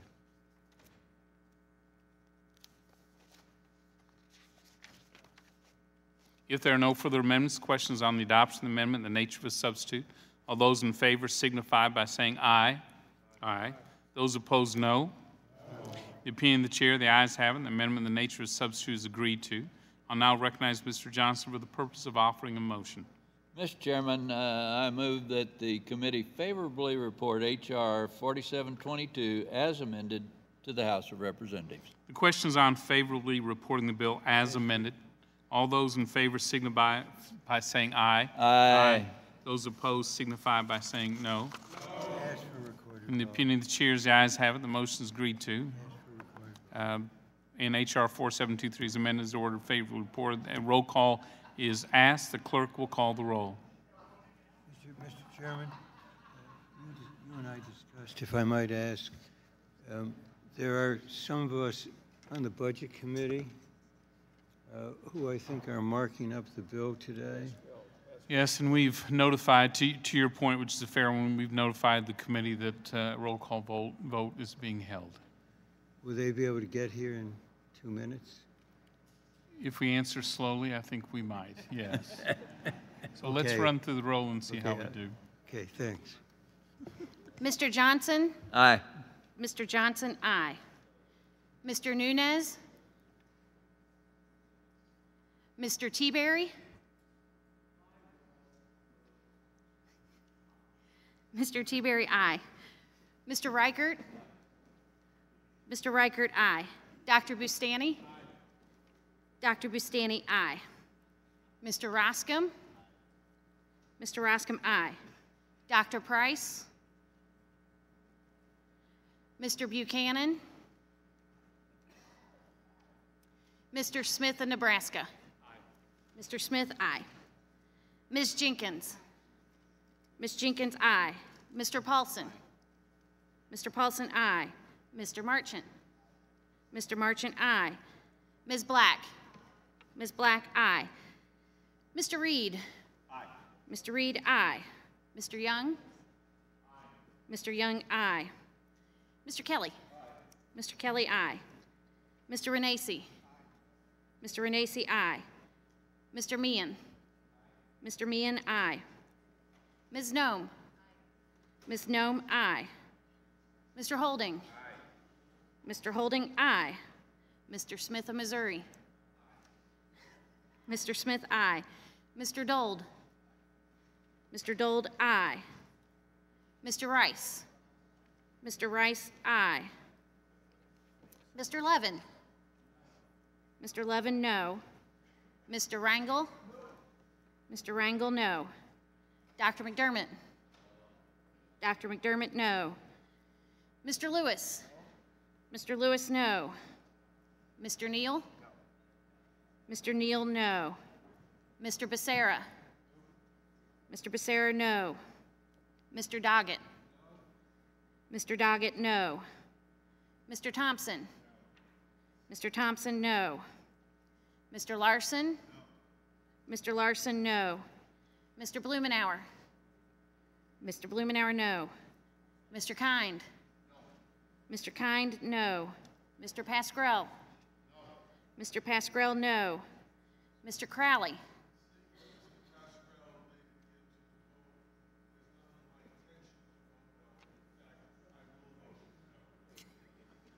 Mr. Crowley, no. Mr. Davis? No. Mr. Davis, no. Ms. Sanchez? Ms. Sanchez is no. Mr. Nunez? Dr. Price? Mr. Buchanan?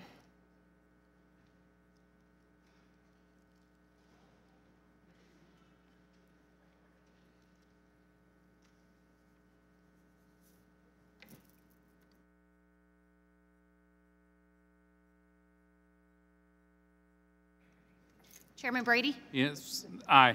Chairman Brady, aye.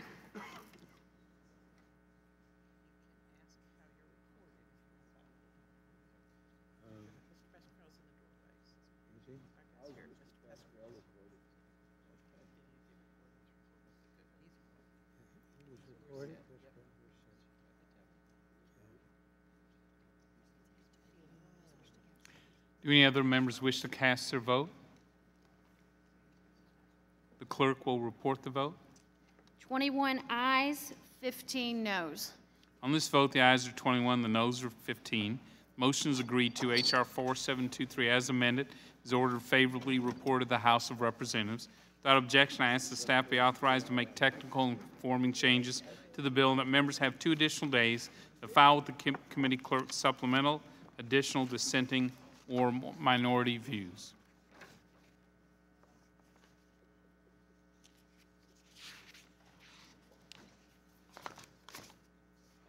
Our next order of business is H.R. 4723, the Protecting Taxpayers by Recovering Improper Obamacare Subsidy Overpayments Act. This time, I'd like to recognize the bill sponsor, Ms. Jenkins, for an opening statement. Thank you, Mr. Chairman. I'm pleased today to speak in favor of H.R. 4723, the Protecting Taxpayers by Recovering Improper Obamacare Subsidy Overpayments Act. This is a simple bill. It's about good governance and our duty to protect the tax dollars of hardworking Americans. Let's review current law. As we all know, the Obamacare tax credit subsidies are based in part on income. When taxpayer dollars go out the door to insurance companies to purchase an Obamacare plan, the size of the tax credit is based in part on a guess as to how much an individual's income will be during the coverage year. But that's all it is a guess. Sometimes the guess is too low. The individual actually should have gotten a bigger tax credit to purchase an Obamacare plan. So when that individual, months later, files their taxes for the coverage year, the federal government has to make that taxpayer whole. That is, the federal government has to make sure the individual has received the full subsidy to which they're entitled. But sometimes that guess of future income is too high, and it turns out more taxpayer dollars were sent to an insurance company for an individual to purchase an Obamacare plan than what should have been sent. Yet here's the rub. With Obamacare, under the current law, some taxpayers must repay this improper overpayment, but others don't. They can simply pocket the difference. And that's not fair. That's not good government. And it's not consistent with how we recover improper overpayments in other areas of the tax code. And it's a failure of our role to be good stewards of the taxpayer dollars. Fortunately, there is recognition on both sides of the aisle that the original limitations on repayment of improper Obamacare subsidy overpayment should be changed. And that's what we've done in law twice already. In fact, each and every colleague of mine on the other side of the aisle has voted, in the words of former HHS Secretary Kathleen Sebelius, to make the Obamacare subsidy repayment fairer. I also want to point out that the recovery of improper payments is not a tax hike, and this letter from the Americans for Tax Reform indicates just that. I hope we can continue that sense of bipartisan cooperation today, and I'll ask you all to join me in advancing policies of good governance by supporting this bill, the Protecting Taxpayers by Improper Obamacare Subsidy Overpayment Act. Mr. Chairman, I would yield back. Thank you. I recognize Mr. Levin. I yield to Mr. Crowley. I thank the gentleman from Michigan for yielding me this time. Mr. Chairman, I have great respect and friendship for the gentlelady from Kansas, but I wholly disagree with her, and in particular this bill. But quite frankly, it goes beyond that. It's my belief, Mr. Chairman, that my colleagues on the other side of the aisle, in what is clearly an effort to appease the most extreme voices in their party, seem to have fallen back once again on their greatest hits package. But I don't mean hits in platinum records kinds of hits. These are hits on working families. These bills hit hardworking Americans and their families where it hurts and where it hurts the most. They have gone after the child tax credit in the bill that was brought up before this one, and the recently strengthened tax credit, I may add. Next, they'll be going after one of our most successful programs to support state efforts to care for seniors and the most vulnerable amongst us. And with this bill, H.R. 4723, they are once again, it's a broken record, once again, going after health care. The ACA, Obamacare. Say enough, it's very scary, Obamacare. This bill is nothing more than a blatant attempt to once again scare people away from the Affordable Care Act, or Obamacare, and the help that it provides in affording health care coverage to millions of Americans. In fact, the Congressional Budget Office has said that this bill will cost 250,000 Americans their health care coverage if it were to pass. So I want my colleagues on the other side to understand they will be taking away health care coverage for 250,000 Americans who have it today because of the Affordable Care Act if this bill were to pass and become law. Apparently, to my Republican colleagues, that's not a success, giving 250,000 people coverage that you want to take away from them by the simple passage of this bill. We see lots of hand-wringing about so-called overpayments.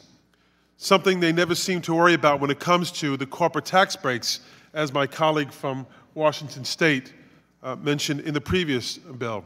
They can have all the tax breaks they want. Hardworking Americans make a little extra money, and all of a sudden you want to take away any benefit that they may have been afforded through the Affordable Care Act. But they're really going after working Americans, hardworking Americans who might have normal year-to-year fluctuations in their income. Maybe they worked more hours in a year than they thought they may work. I always thought you were all trying to promote people to work more. I have an understanding now you're trying to curtail that effort. Or maybe they sought out a better paying job. They tried to move up a little bit in this world, thanks to our improving economy that we have.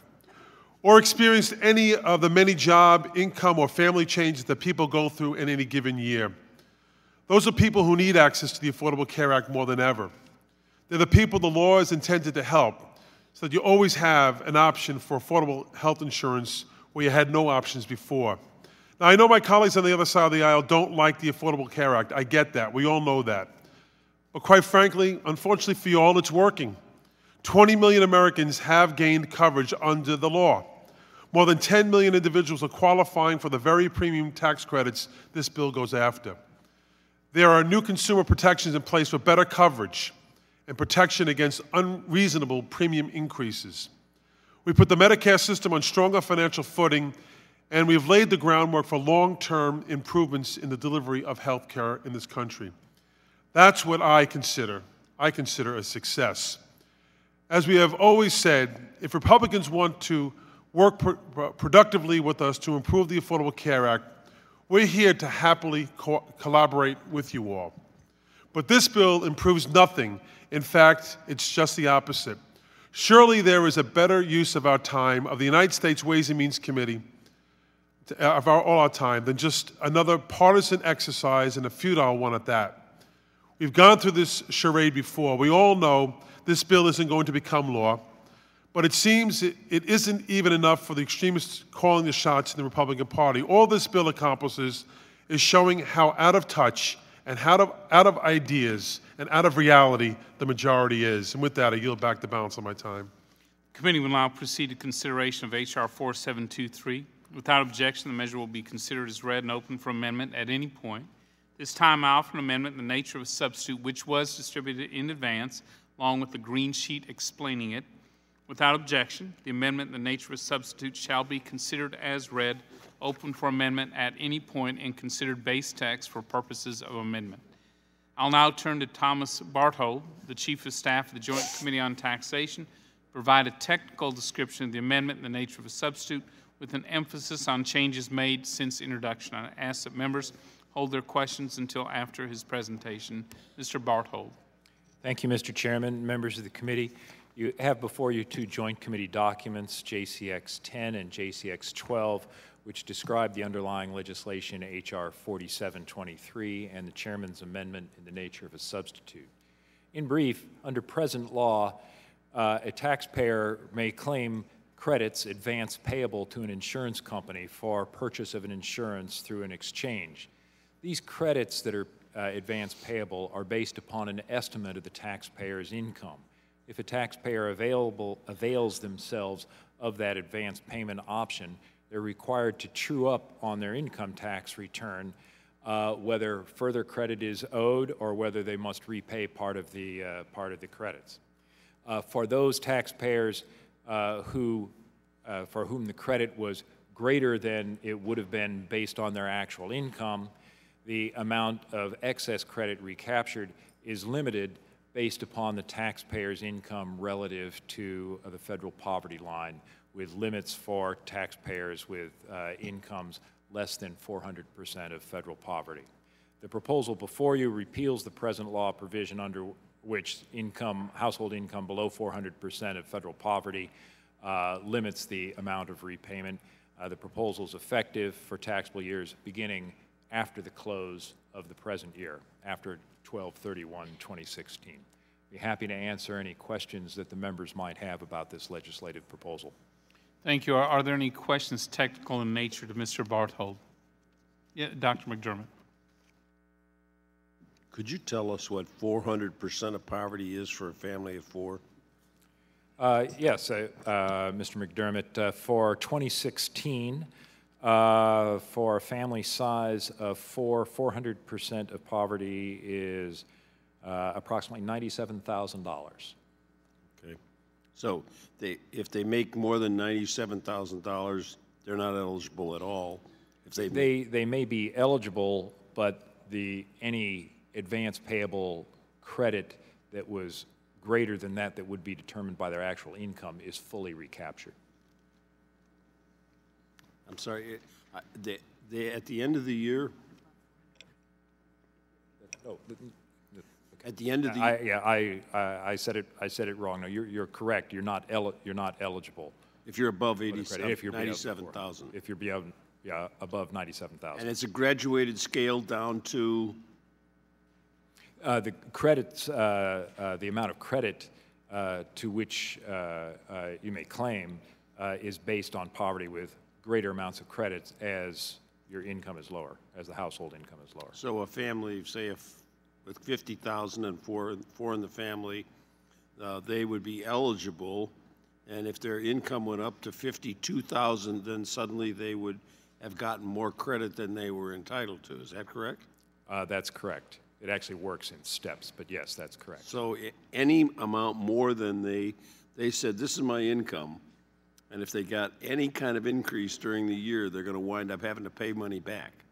If their estimated income was less than their actual income, they potentially had more credit paid on their behalf, and that difference would be paid back under this proposal. Okay. Thank you. Thank you, Mr. Kime. You're recognized. Thank you, Mr. Chairman. Mr. Barthel, am I correct in stating that the actual individual or family that qualifies for the premium tax credits never actually comes into possession with this money? They don't see it, they don't touch it, they don't control it, they don't feel it. It goes directly to the private insurance company that's part of the health insurance exchange. Yes, that's correct, Mr. Kind. It's a payment on behalf of the individual to the insurance provider that they select through the exchange. Do you know offhand what percentage of those within the health insurance marketplace are eligible for some part of the premium tax credit? I want to say it's close to 80, 85%. Does that sound pretty close? I will have to check. I'll have to check, Mr. Kind. I should know that, and I don't seem to have it at my fingertips. Okay. Are you aware of any other proposals that can lead to a more accurate reporting of income in a given year rather than having to do some type of clawback provision as this legislation calls for? The clawback arises, as we've noted, because an estimate's made actually prior to the year of income, because you're purchasing the insurance, let's say in the fall of 2016, you would purchase insurance for coverage in calendar year 2017. And so you're basing your estimate, you might be basing your estimate on the earnings that you had in 2015 or for half of 2016. So the clawback is motivated by the fact that you're always a little out of sync, and that it is an estimate. Yeah. Now, under this proposed legislation, am I correct that it would require the individual or the family that's qualifying for the premium tax credit to have to refund whatever overpayment was made, and not the insurance company that actually received it? Is that right? That's correct, Mr. Kind. The payment is made by the person who purchased the insurance, the taxpayer in this case. Well, Mr. Chairman, maybe there's some opportunity of common ground here. I mean, maybe we ought to be looking more at the private insurance company and the role that they play in the exchange and the money that they're receiving directly as a part of this program, as far as money to be refunded, rather than going after low-income individuals or families that, quite frankly, are on the edge of affordability in the health insurance marketplace. I mean, you wonder why people struggle so much at this economic bracket, just trying to get by. And even a little bit of a repayment can mean a huge difference in that family's budget in any given year at the end of the year. And perhaps this exercise we're going through today would be a little less cynical if we could get a proposal from the other side of what ideas you guys have in order to provide affordable, accessible health care coverage for this category of Americans that are struggling to afford it on their own. Because the dirty little secret is, and it's not so much of a secret, is they can't do it on their own. They're going to need help. They're going to need some form of premium tax credit or some type of subsidy in order for them to afford the premiums in the private marketplace that's being offered to them right now. And I've yet to hear any realistic proposal coming from the other side other than just repeal everything and leave them with nothing in order to deal with this big dilemma that we have within our healthcare system today. That would be a helpful conversation to have. If you guys have some good proposals that we could look at in a serious fashion of how do we extend affordable and accessible health care coverage to all Americans, especially those in this tough-to-reach category who don't qualify for Medicaid but are at that level where it's make or break time in regards to the premium tax credits that they are receiving. I'd be happy to yield to my friend from New York. Mr. Kine, if the insurance company is not paying back the money that's owed and the taxpayer is paying that money back, would you categorize that as a tax on the American worker? I would. It's additional payment to the government that they actually never had possession of. But the problem is overpayment to the insurance companies. Maybe we need to get them to have a little skin in the game then too, and see what we can do to get better, accurate reporting of income levels rather than going after low-income families or getting by on the margin with an unexpected hit come tax time, which is what this legislation calls for. And yet we've got private insurance companies building Taj Mahals to themselves, and nothing is being asked of them in order to how to better provide affordable coverage to these families. That's just a suggestion. I yield back. Well, time has expired. Ms. Jenkins, you're recognized. Thank you, Mr. Chairman. Mr. Bartold, am I correct that this proposed change would only require people to pay back portions of the health insurance subsidies that they are not eligible to receive under current law? Based by their income, yes, that's correct, Ms. Jenkins. Okay.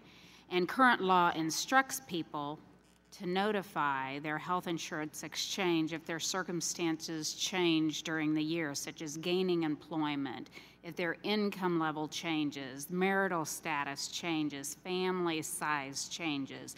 So given that enrollees have a responsibility to notify the exchanges about factors that may impact their subsidy eligibility, this argument that some make on the other side of the aisle about being forced to pay back money through no fault of their own is avoidable, is 100% avoidable if enrollees share this information as they are required by law to do. Isn't that so?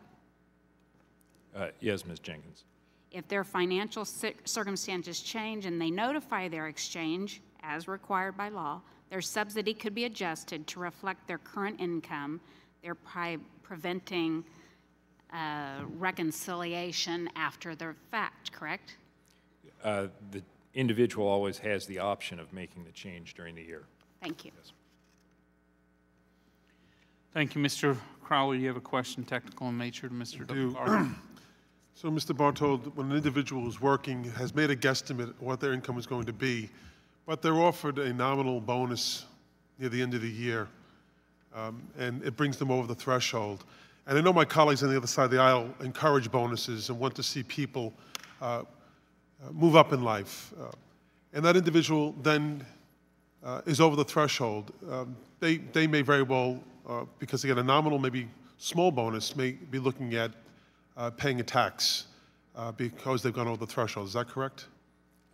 That if changes are small, all the changes are likely small, but that is correct, Mr. Crowley. And I think that's unfortunate, obviously, when the other side of the aisle is promoting work and the work ethic and making sure that American people and workers are productive and moving up in the world, and at the same time discouraging those bonuses to the working poor, I think is terrible. Mr. Bartold, why does JCT estimate there will be 222 220 to 250,000 drop in individuals covered by health insurance on account of this bill. Yeah, Mr. Crowley, that's analysis that we did jointly with our colleagues at the Congressional Budget Office. And if the price of the effect of the credit subsidy is to lower the overall cost of health insurance, if by recapturing this amount, you're effectively increasing somewhat the cost of health insurance. And we believe, and we think there's evidence that documents as the cost of health insurance rises, some individuals will choose to forego. They'll be discouraged from choose to forego purchase of the insurance. And so would they be discouraged from getting the insurance? A higher price discourages purchase. Discourages. That's what I was asking. So, Mr. Bartold, again, for the purpose of the record, nothing in the chairman's amendment in the nature of a substitute changes the stated goal of the underlying bill, which is to discourage hardworking Americans from signing up for the ACA. Is that correct? Mr. Crowley, I'm not quite sure if I understood the If they are question. threatened to go over the threshold at the end of the year because they get a bonus, say. Nothing about the chairman's amendment in the nature of substitute changed the underlying intention of the bill. Is that correct? Oh, the chairman's amendment is largely a clerical change, as I explained. The proposal repeals the provision that in the case of taxpayers with household income less than 400% of poverty, that the additional tax may be reduced. It's recaptured in full. So it does nothing, again, to effectuate a change in terms of discouraging hardworking Americans who may get a bonus at the end of the year from applying for the health insurance on the Affordable Care Act. I'll take that as a yes. Mr. Bartold, does the JCT have data on excess payment of the advanced premium tax credits and on the income levels of taxpayers who will be affected by this bill?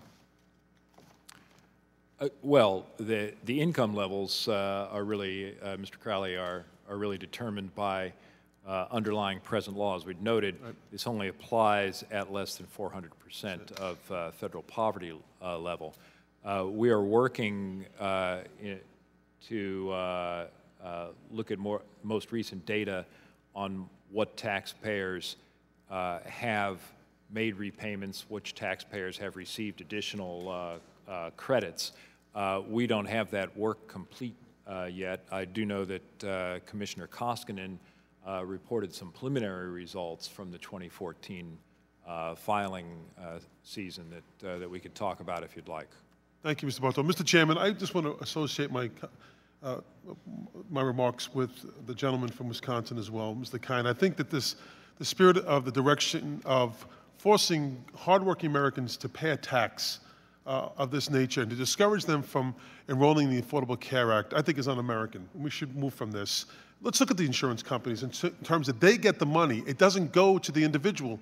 Yet if they go over that threshold, because they get a bonus, they pay the penalty. They pay the tax, not the entity that actually received the money from the government in the first place. So I really would hope, Mr. Chairman, that we do try to work in a bipartisan way to find a solution to this issue. With that, I yield back the balance of my time.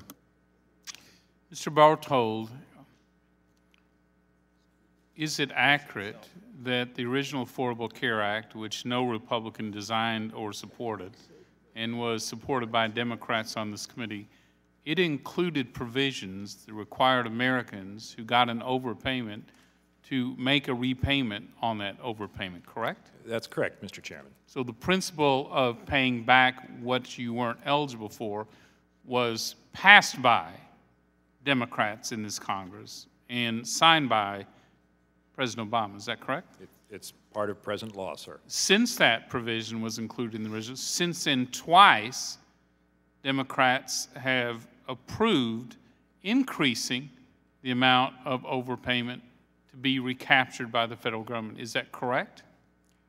There have been subsequent changes that you and Ms. Jenkins noted. Yes, sir. And the original question, Mr. Crowley, was, does the chairman's amendment in nature substitute continue the original and underlying principle of the law that says those who get a subsidy they're not eligible for should repay that overpayment. Is that correct? I hoped that that was what I described, Mr. Chairman. I just want to make that a little clearer through the question. Are there any other technical questions to be asked of Mr. Bartold before we move to striking the last word? Mr. Kelly. Just very quickly, Tom. We're talking about improper subsidies. That's what this addresses, right?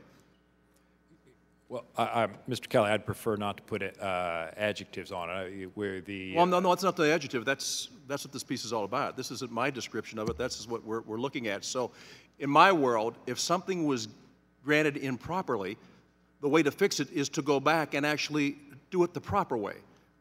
It's not a matter of taking something from somebody or adding something to somebody. It's just acting in a fair manner. And I don't understand. Of course, I come from the private sector, so I've always had to figure out a way to get through without subsidizing. I couldn't get subsidized by the government. I had to kind of do it on my own, which I know is an odd concept here. But if the issue is improper subsidies, that's the issue. And I just don't understand how we've turned this into some type of a political football. It's about what's right or what's not right. It's about what's proper or what's improper. And I think that sometimes we get so wrapped around the axle in elections that we get away from the real purpose of why we're doing this. So I just want to get, so these are improper payments. Is that right? Improper? Mr. Kelly, if you'll permit me to phrase it just slightly differently, and I think you will agree with me. If the taxpayer knew exactly what their income was going to be, the subsidy would be at one level. Because we make an estimate, the subsidy may not be at what you would term the proper level. The present law says if the estimate has not equaled your actual income, we will adjust up or we will adjust down the amount of the credit. So this is what the law states. And you're okay, that's all I wanted to ask. Thanks so changing the much. terms of the adjustment. Yes, all right, sir. thank you. I yield back.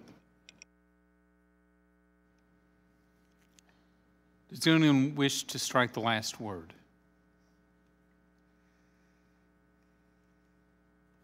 Mr. Chairman? Yes, Mr. Crowley. I want to just go back once again to the arguments that Mr. Kine was making. You know,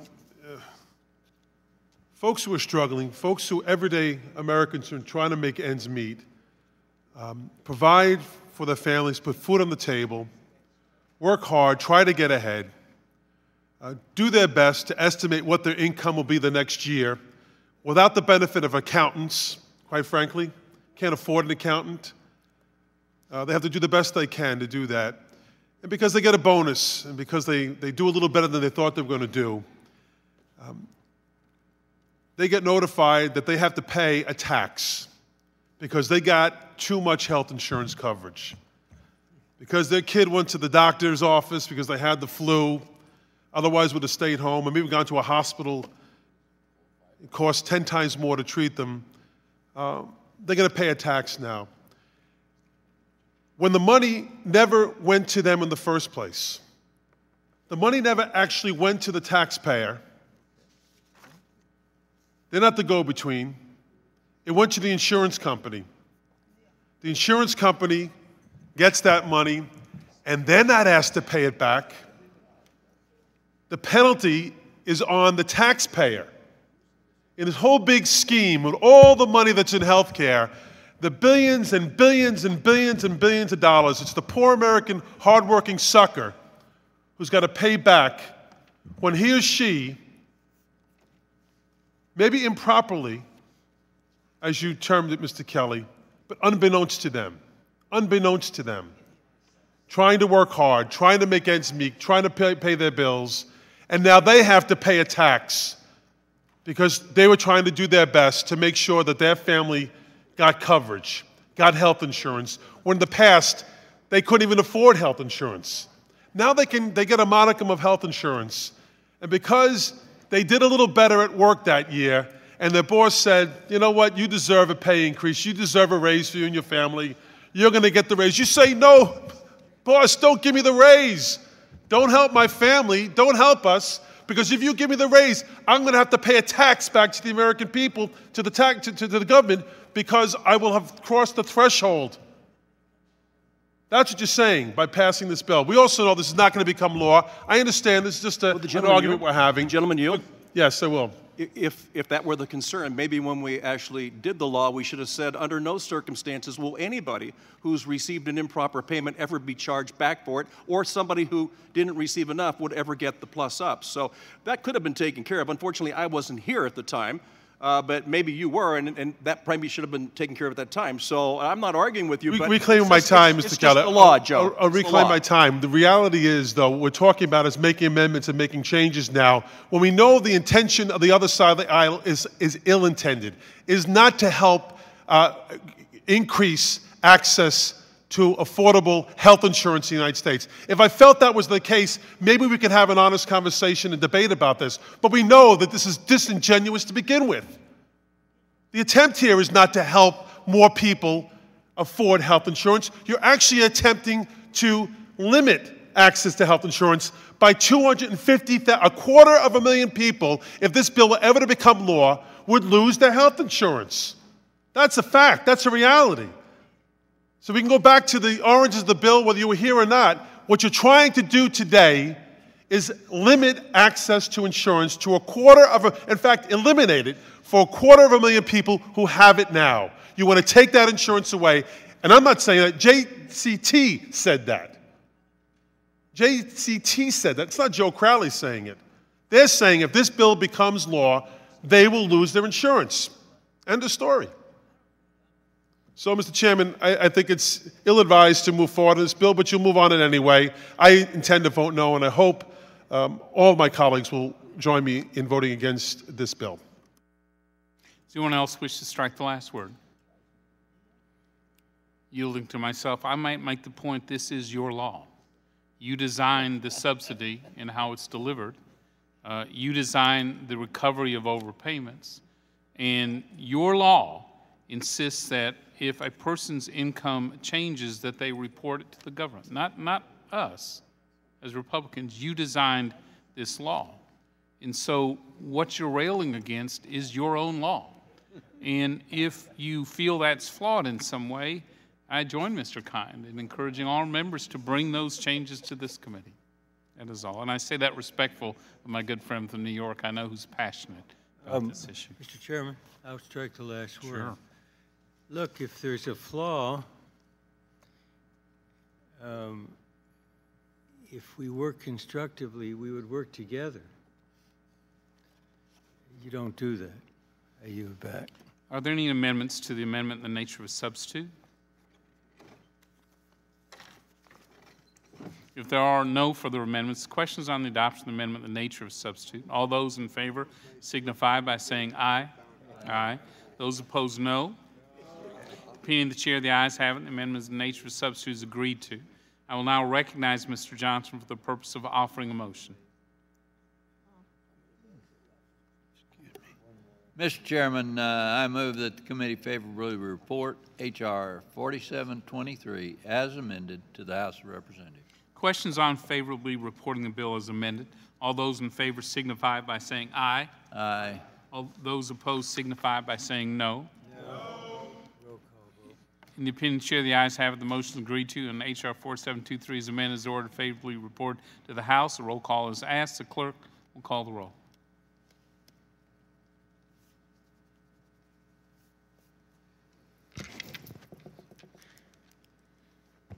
Mr. Johnson? Aye.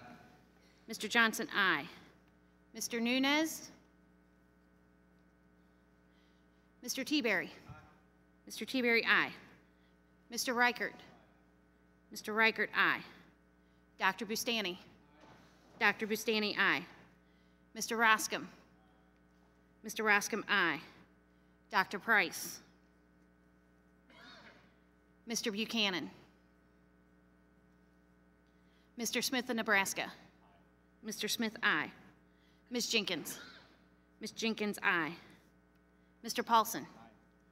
Mr. Paulson, aye. Mr. Marchant? Mr. Marchant, aye. Ms. Black? Mr. Reed? Mr. Reed, aye. Mr. Young? Mr. Kelly? Mr. Kelly, aye. Mr. Renacci? Mr. Meehan? Mr. Meehan, aye. Ms. Nome? Ms. Nome, aye. Mr. Holding? Mr. Holding, aye. Mr. Smith of Missouri? Mr. Smith, aye. Mr. Dold? Mr. Dold, aye. Mr. Rice?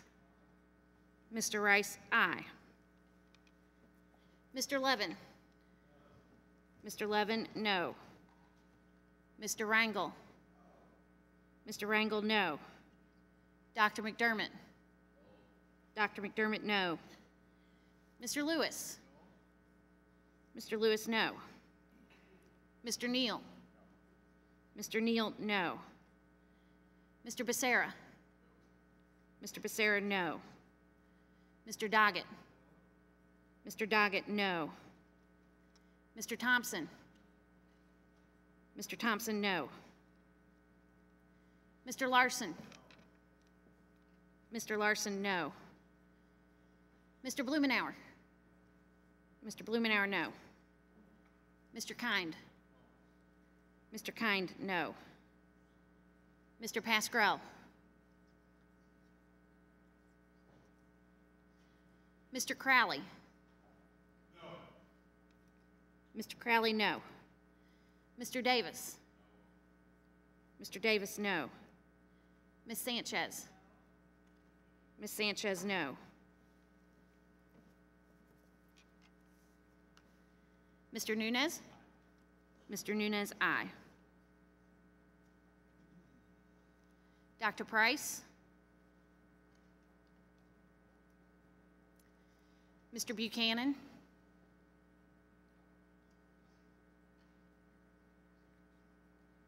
Ms. Black? Yes. Ms. Black, yes. Mr. Mr. Young? Aye. Mr. Young, aye. Mr. Renacci? Mr. Renacci, yes.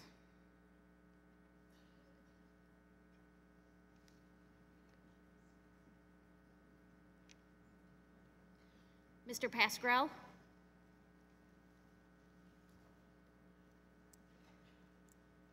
Chairman Brady? Aye. Chairman Brady, aye. Does anyone else wish to record their vote? I appreciate the budget members maxing their Fitbit steps today. The clerk will report the vote.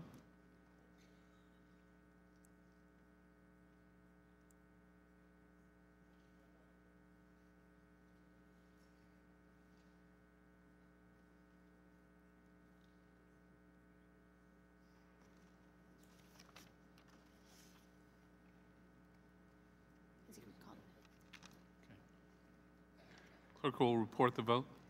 22 yeas, 14 nays. On this vote, the ayes are 22 and the noes are 14. The motion is agreed to. H.R. 4723's amendment is ordered favorably reported to the House of Representatives.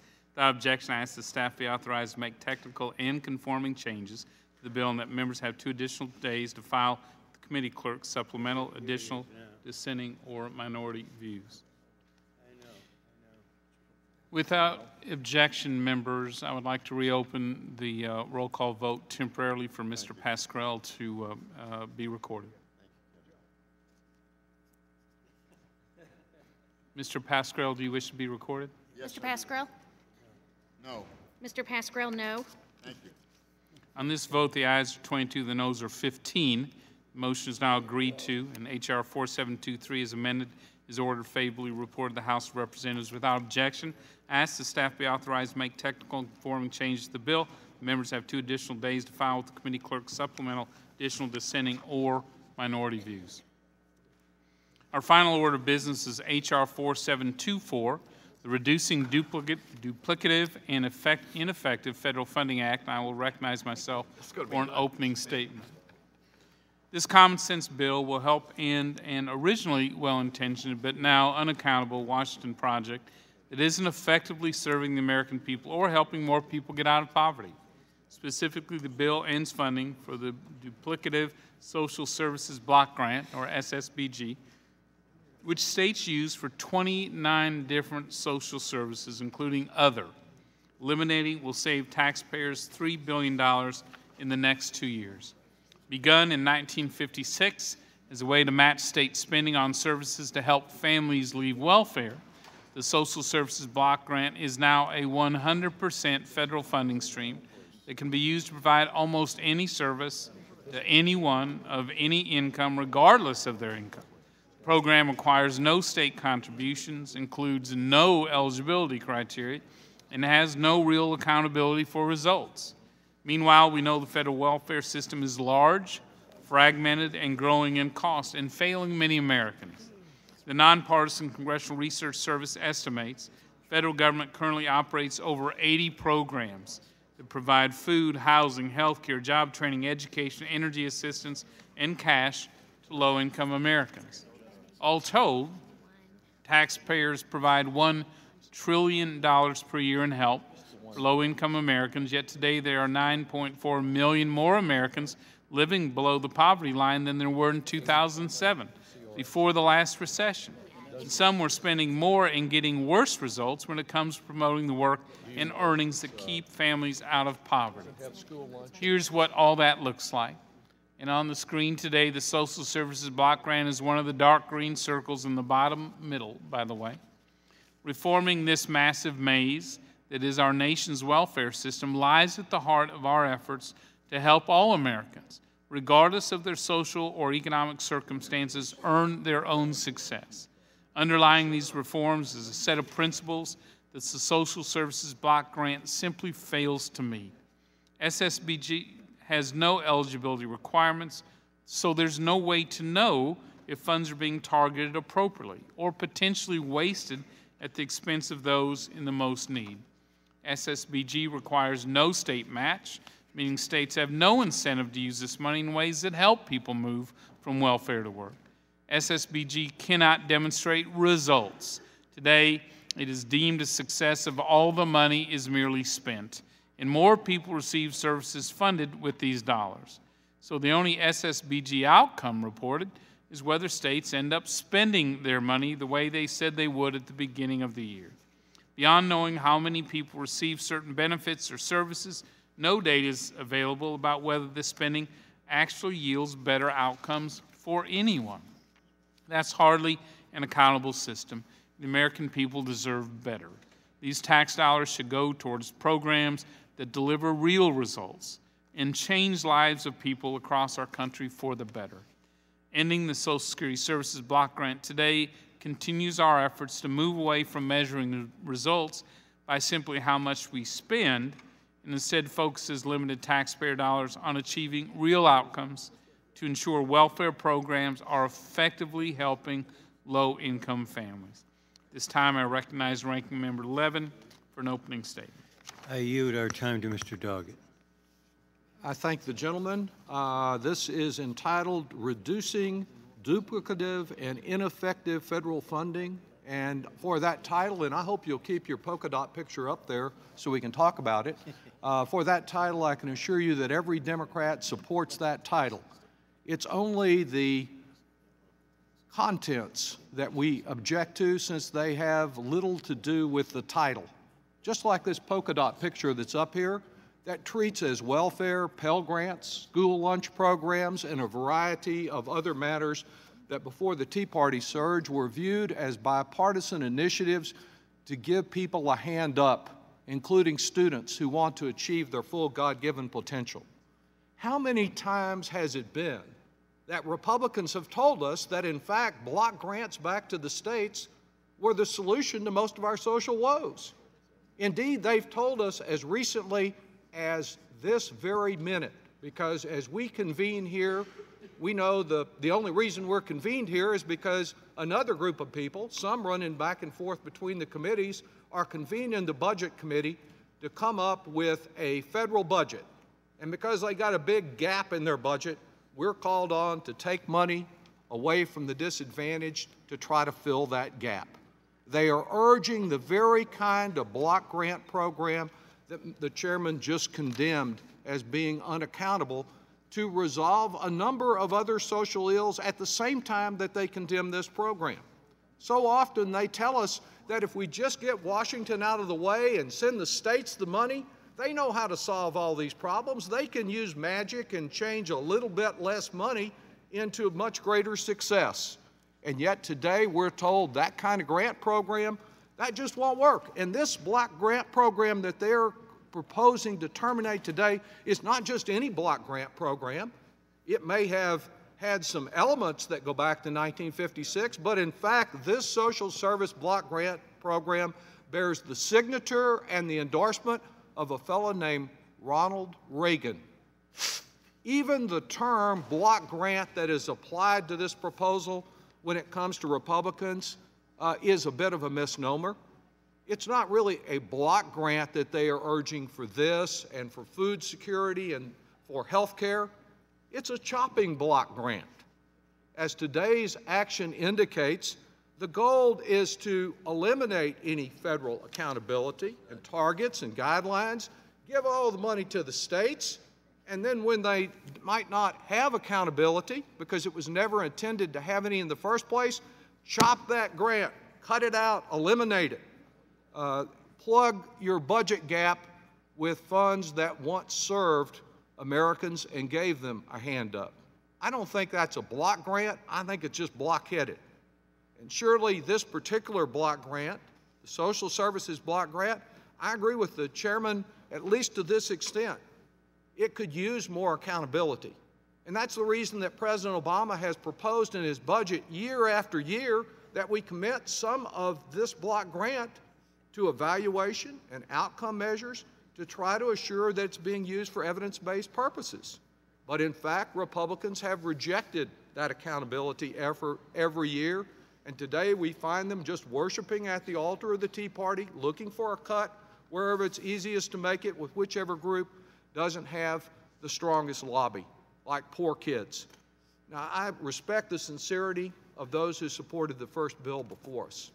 Tomorrow, the Commission to Eliminate Child Abuse and Neglect Fatalities will be releasing this report after 2 years of investigation, focusing on the need for more prevention so we don't have more kids going into foster care, so that we prevent abuse and neglect.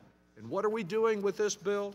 We are eliminating the source of 1/3 of all the funding to prevent child abuse and neglect that's spent in America today. And we're not providing any alternatives. So when you talk about some nebulous block grant that's unaccountable, that's on a polka dot chart, and how you're going to eliminate it, just understand the effects are real. You can throw all the words you want to at the problem of child abuse and neglect, but this cuts out the heart of support for doing something to help these abused and neglected children. That's what this will do, and it will also interfere with what many states are doing on Meals on Wheels, the 15 states that rely on it for that, and other needs that they've identified in the way Republicans have told us that they always should. I yield back. The committee will now proceed to consideration. The committee will now proceed to consideration of H.R. 4724 without objection. The measure will be considered as read and open for amendment at any point. At this time, I offer an amendment, nature of a substitute, which was distributed in advance along with the green sheet explaining it. Without objection, the amendment, the nature of substitute, shall be considered as read, open for amendment. If you get at that microphone, perhaps, Mr. Doggett. Without objection, the amendment, the nature of substitute, shall be considered as read, open for amendment at any point, considered base text for purpose of amendment. I will now turn to Ann DeCicero, the Staff Director of the Subcommittee on Human Resources, to provide the technical description of the amendment in the nature of a substitute with an emphasis on changes made since introduction. I ask members hold their questions until after her presentation. Thank you, Mr. Chairman and Ranking Member Levin. H.R. 4724, the Reducing Duplicative and Ineffective Federal Funding Act, repeals sections 2001 through 2007 of Title 20 of the Social Security Act, which now provides authorization for what is called the Social Services Block Grant, or SSBG for short. The SSBG is an annually appropriated entitlement distributed to states by formula that is capped in statute at $1.7 billion. States are not required to match federal SSBG funds, and federal law does not specify a sub-state allocation formula. States have broad discretion in their distribution of SSBG funds within their borders. Federal law sets no eligibility criteria for SSBG recipients. Thus, states have all the discretion to set their own eligibility criteria or none at all.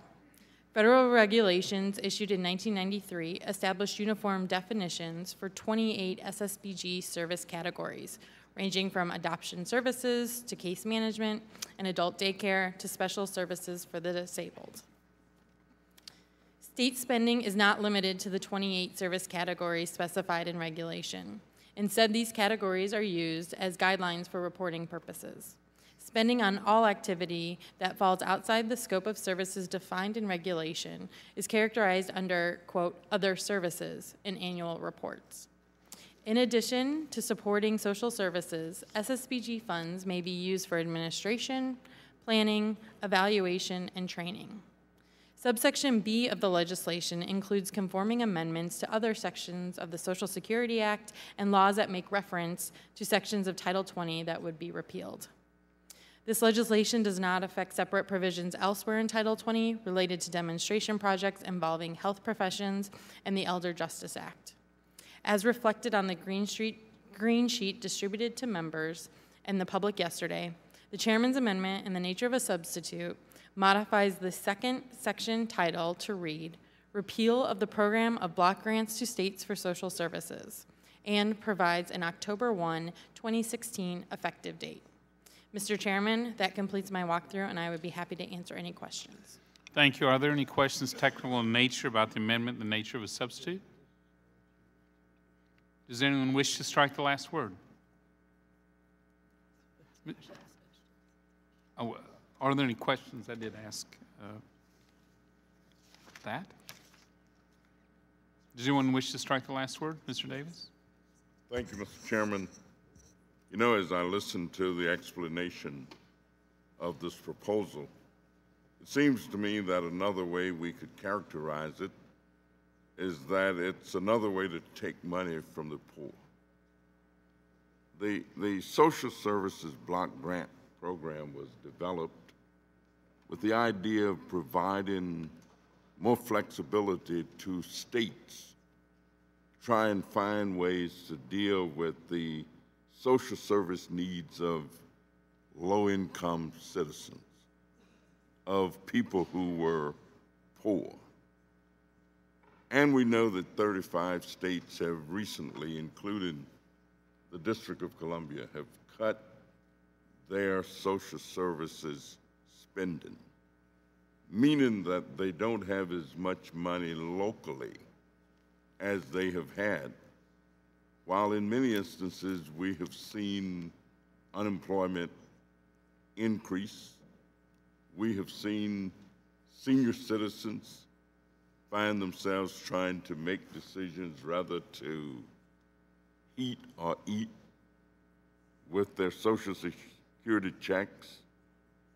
And we are talking about cutting out what has been a very effective way of providing resources.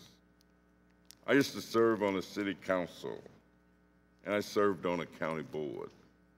And when we had block grant monies that could be distributed to local communities, to individual programs and activities that were meeting needs. So I think that this is a way of looking at adding, but at the same time, subtracting.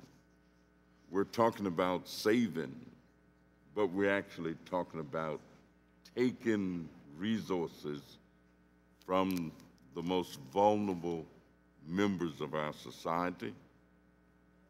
Sounds like a good idea, but it is not going to work to the benefit of those citizens who are in need. I oppose it, and I would urge that we vote against it. Thank you. Does anyone else wish to strike the last word? Mr. Reed? Thank you, Mr. Chairman, and thank you for an opportunity to be heard on this matter. As we have the discussion of repealing the social services block grant, I think we have to go into this with a recognition of what this is not. This is not a discussion about whether or not these services are valuable or whether or not they do a good job. This is not a discussion about whether or not these programs help people or not.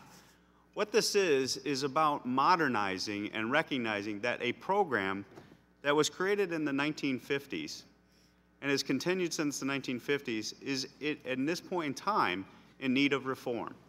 And I support the effort to repeal the social services block grant because we need to learn from the experiences that have occurred over the last 30, 40 years and show that we can do this in a 21st century way, that we can do this in a way that has accountability associated with the lessons learned from this 1950s program.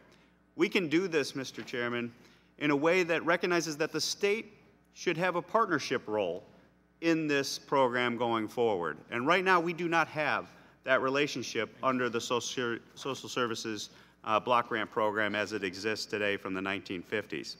So as we recognize that there are duplicative and unaccountable metrics that are being placed in this program, I think it's only wise and prudent that as we move forward in this arena, that we learn the lessons of the past, remove this bureaucratic, as your chart points out, process and program, and replace it as we go forward with a 21st century modern concept that can be deployed to do the services that I think we both agree on both sides are here designed to help people as we go forward. And with that, I yield back.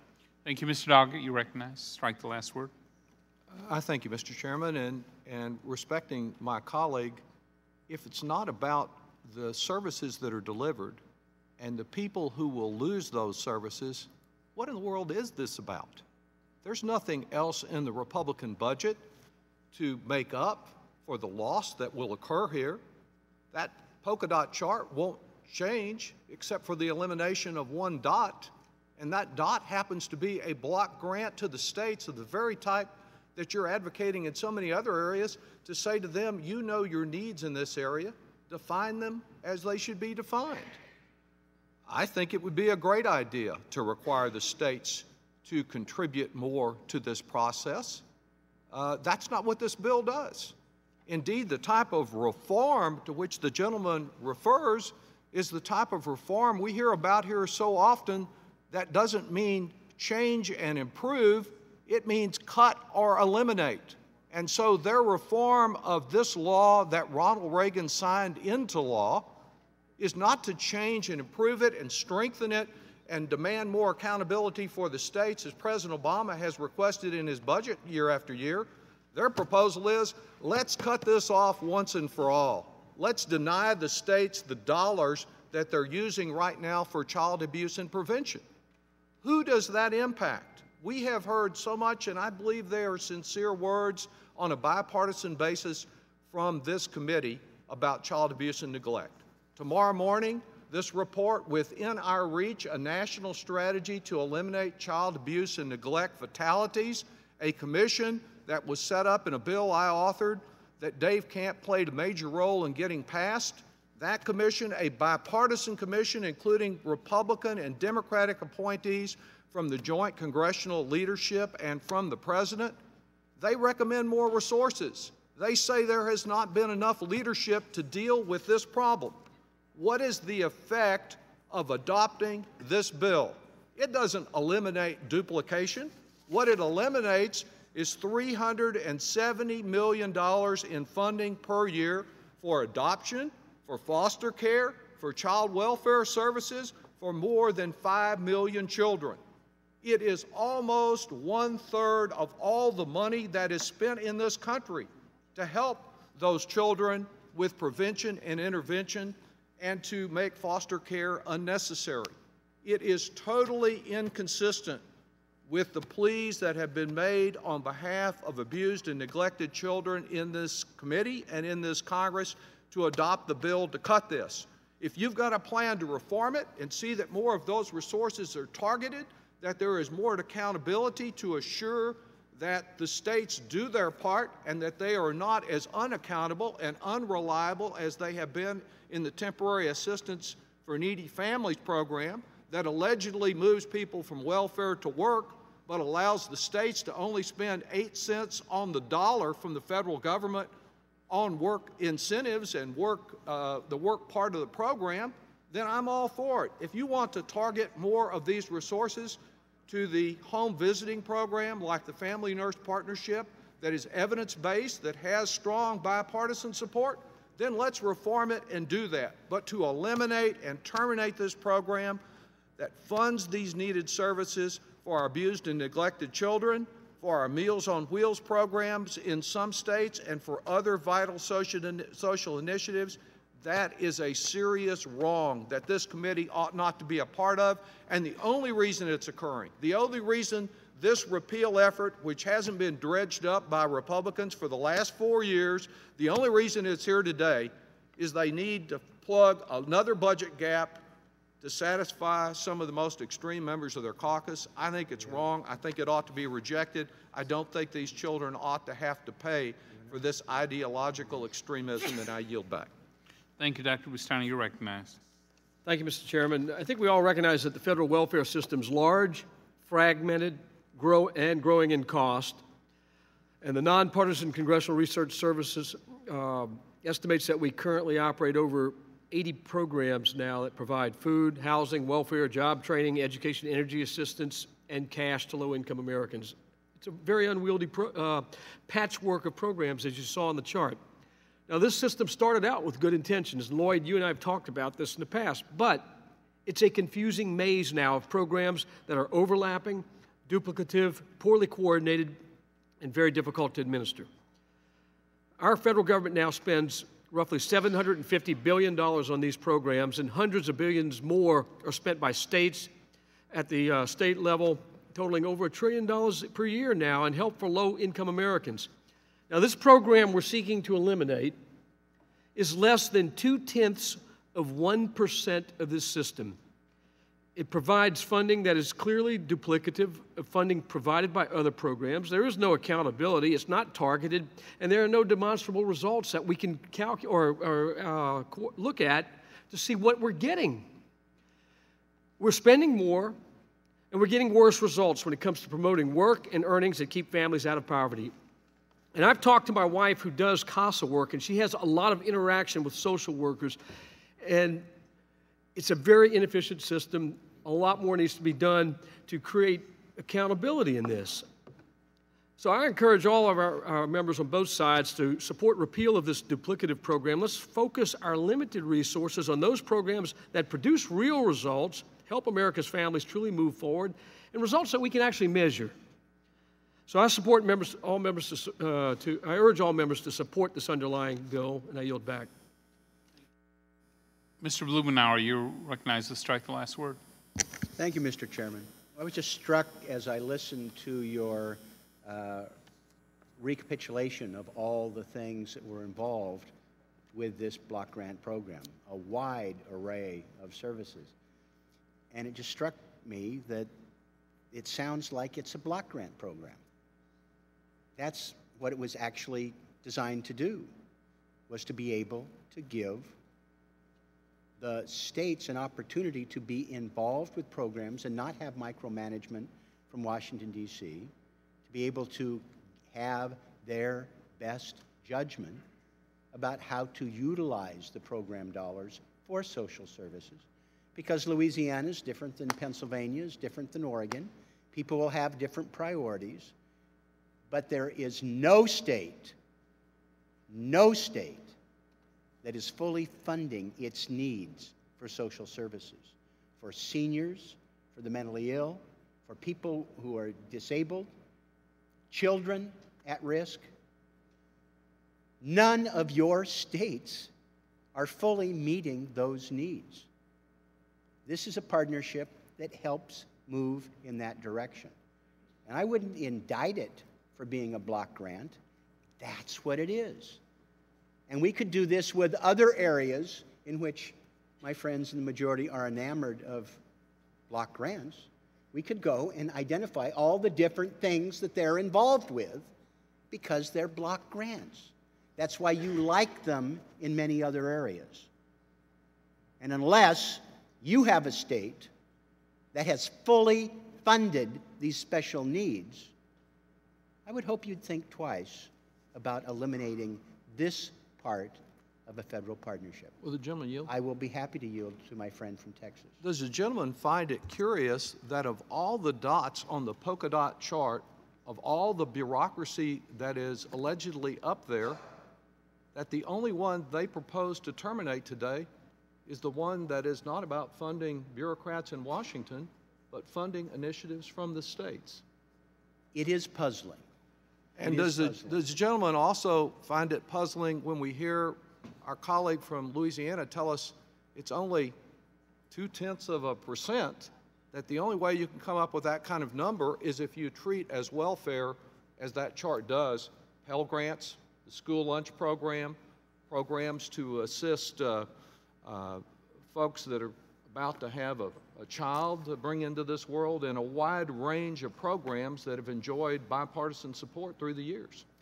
It is another area that's perplexing. I mean, I'm just reading about what's going on in Louisiana, where it sounds like the state is nearing imploding.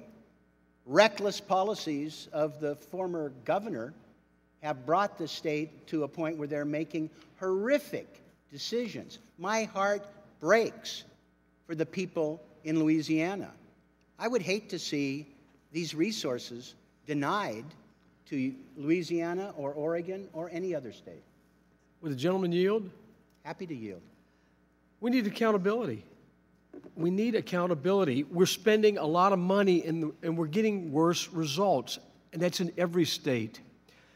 So the bottom line here is, let's look at how do we reform this extensive set of programs. Now, a lot of these programs are good and they work. I like Pell Grants. Well, but this program, there's no accountability. Reclaiming my time, what is it that you're doing here that promotes greater accountability other than taking away the money from Louisiana?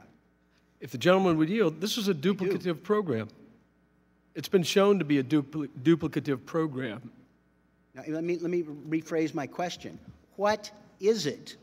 I know you're going to take away money because you think the money for social services to Louisiana are duplicative. But what is the reform that you are proposing that will guarantee at least that much money goes to Louisiana?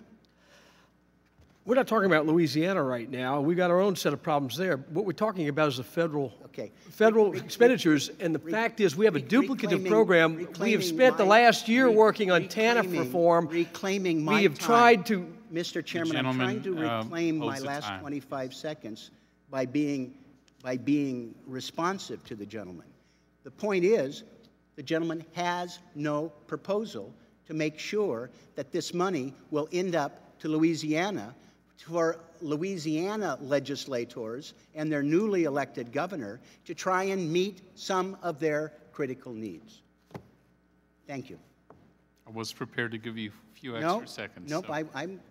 Thank you, Mr. You've been very Blumenauer. kind to me, Mr. Chairman. Thank you. Mr. Levin, you wish to strike the last word? Well, I guess so.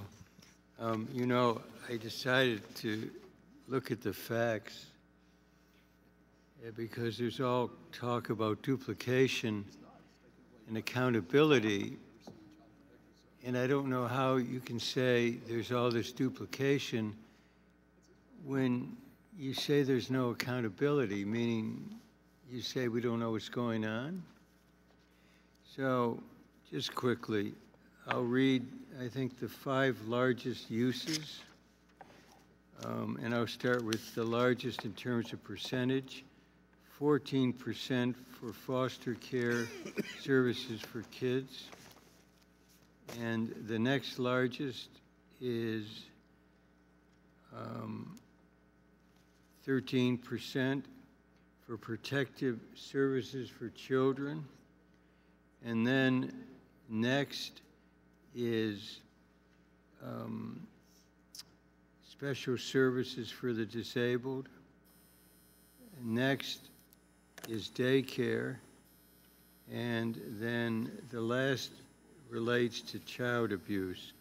So if you add the 5 up to come to 57%, you're talking about usages by for needed purposes. And if you look at the states that are using those 5 categories, 31%, 35%, 28%, 39%, no, the number of states, 31 states, 35 states, 28 states, 39 states, and 20 states. So when you cut this out, you're really inducing harm. So you can talk all you want about waste and abuse, and what you're doing is really striking at the usages by states when you claim that you believe that the more effective implementation of these programs is by states. It's so hypocritical. I yield back. Thank you, Mr. Rice. You wish to strike the last word? Thank you, Mr. Chairman. Just the 5 usages of the funds that Mr. Levin listed there are covered by at least one of the other 80-odd duplicative federal means-tested programs that cost $1 trillion a year or close to it. This particular program is $1.7 billion, or less than 0.2% of all of those other duplicative programs with almost no accountability. And unless my math is right, it amounts to about $58 per recipient. So all of these areas that Mr. Levin cited are covered by at least one of those other polka dots on that screen, and covered far more effectively. Thank you, Mr. Chairman. I yield. Thank you. Does anyone else wish to strike the last word? Let me close with this. This program was created to help people go from welfare to work. That's a pretty good goal. But today it does anything but that. It provides immeasurable, unmeasurable dollars for programs for anybody, for anything, anywhere, with absolutely no measurement if it really does help people. The only measurement is the state says we spend it. And here we have a $19 trillion deficit. We have program after program after program. And Ronald Reagan said the closest thing to immortality on this earth is a federal government program. We seem unwilling as a Congress to tackle programs that don't succeed, and that's the issue here. Are these programs succeeding in helping people? In this specific program has no clue. Provides dollars for case management. We have programs, multiple programs for case management.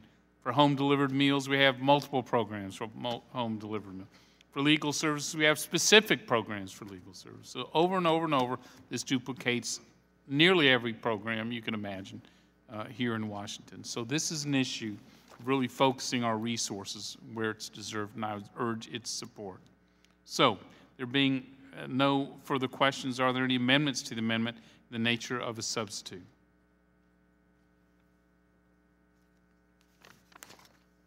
If there are no further amendments, questions on the adoption of the amendment in the nature of a substitute, all those in favor signify by saying aye. Aye. Those opposed, no.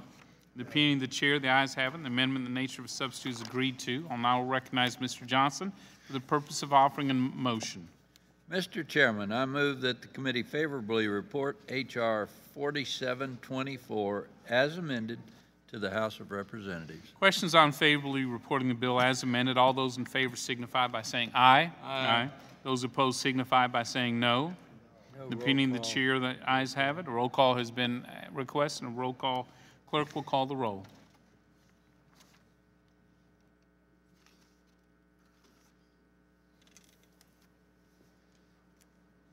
Mr. Johnson? Aye. Mr. Johnson, aye. Mr. Nunes? Aye. Mr. Nunes, aye. Mr. Teaberry? Mr. Reichert? Mr. Reichert, aye. Dr. Bustani? Dr. Bustani, aye. Mr. Roscom? Mr. Roscom, aye. Dr. Price? Mr. Buchanan? Mr. Smith of Nebraska? Mr. Smith, aye. Ms. Jenkins? Ms. Jenkins, aye. Mr. Paulson? Mr. Paulson, aye. Mr. Marchant?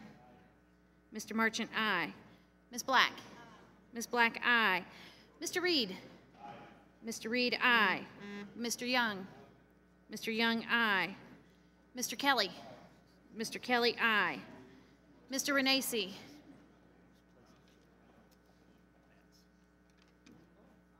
Mr. Renacci, aye. Mr. Meehan? Mr. Meehan, aye. Ms. Nome? Ms. Nome, aye. Mr. Holding? Mr. Holding, aye. Mr. Smith of Missouri? Mr. Dold? Mr. Dold, no. Mr. Rice? Mr. Rice, aye. Mr. Levin? Mr. Levin, no. Mr. Rangel? Mr. Rangel, no. Dr. McDermott? Dr. McDermott, no. Mr. Lewis? Mr. Lewis, no. Mr. Neal? Mr. Neal, no. Mr. Becerra? Mr. Becerra, no. Mr. Doggett? Mr. Doggett, no. Mr. Thompson? Mr. Thompson, no. Mr. Larson? Mr. Larson, no. Mr. Blumenauer? Mr. Blumenauer, no. Mr. Kind? Mr. Kind, no. Mr. Pascrell? Mr. Pascrell, no. Mr. Crowley? Mr. Crowley, no. Mr. Davis? Mr. Davis, no. Ms. Sanchez? Ms. Sanchez, no. Mr. T-Berry? Aye. Mr. T-Berry, aye. Dr. Price? Mr. Buchanan?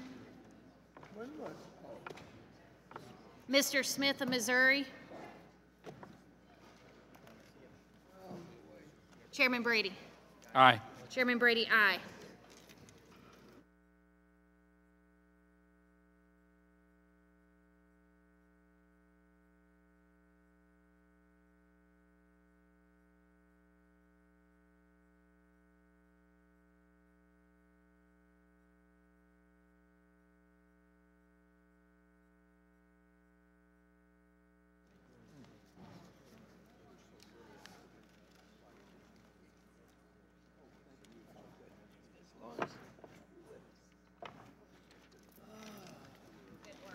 Clerk will report the vote.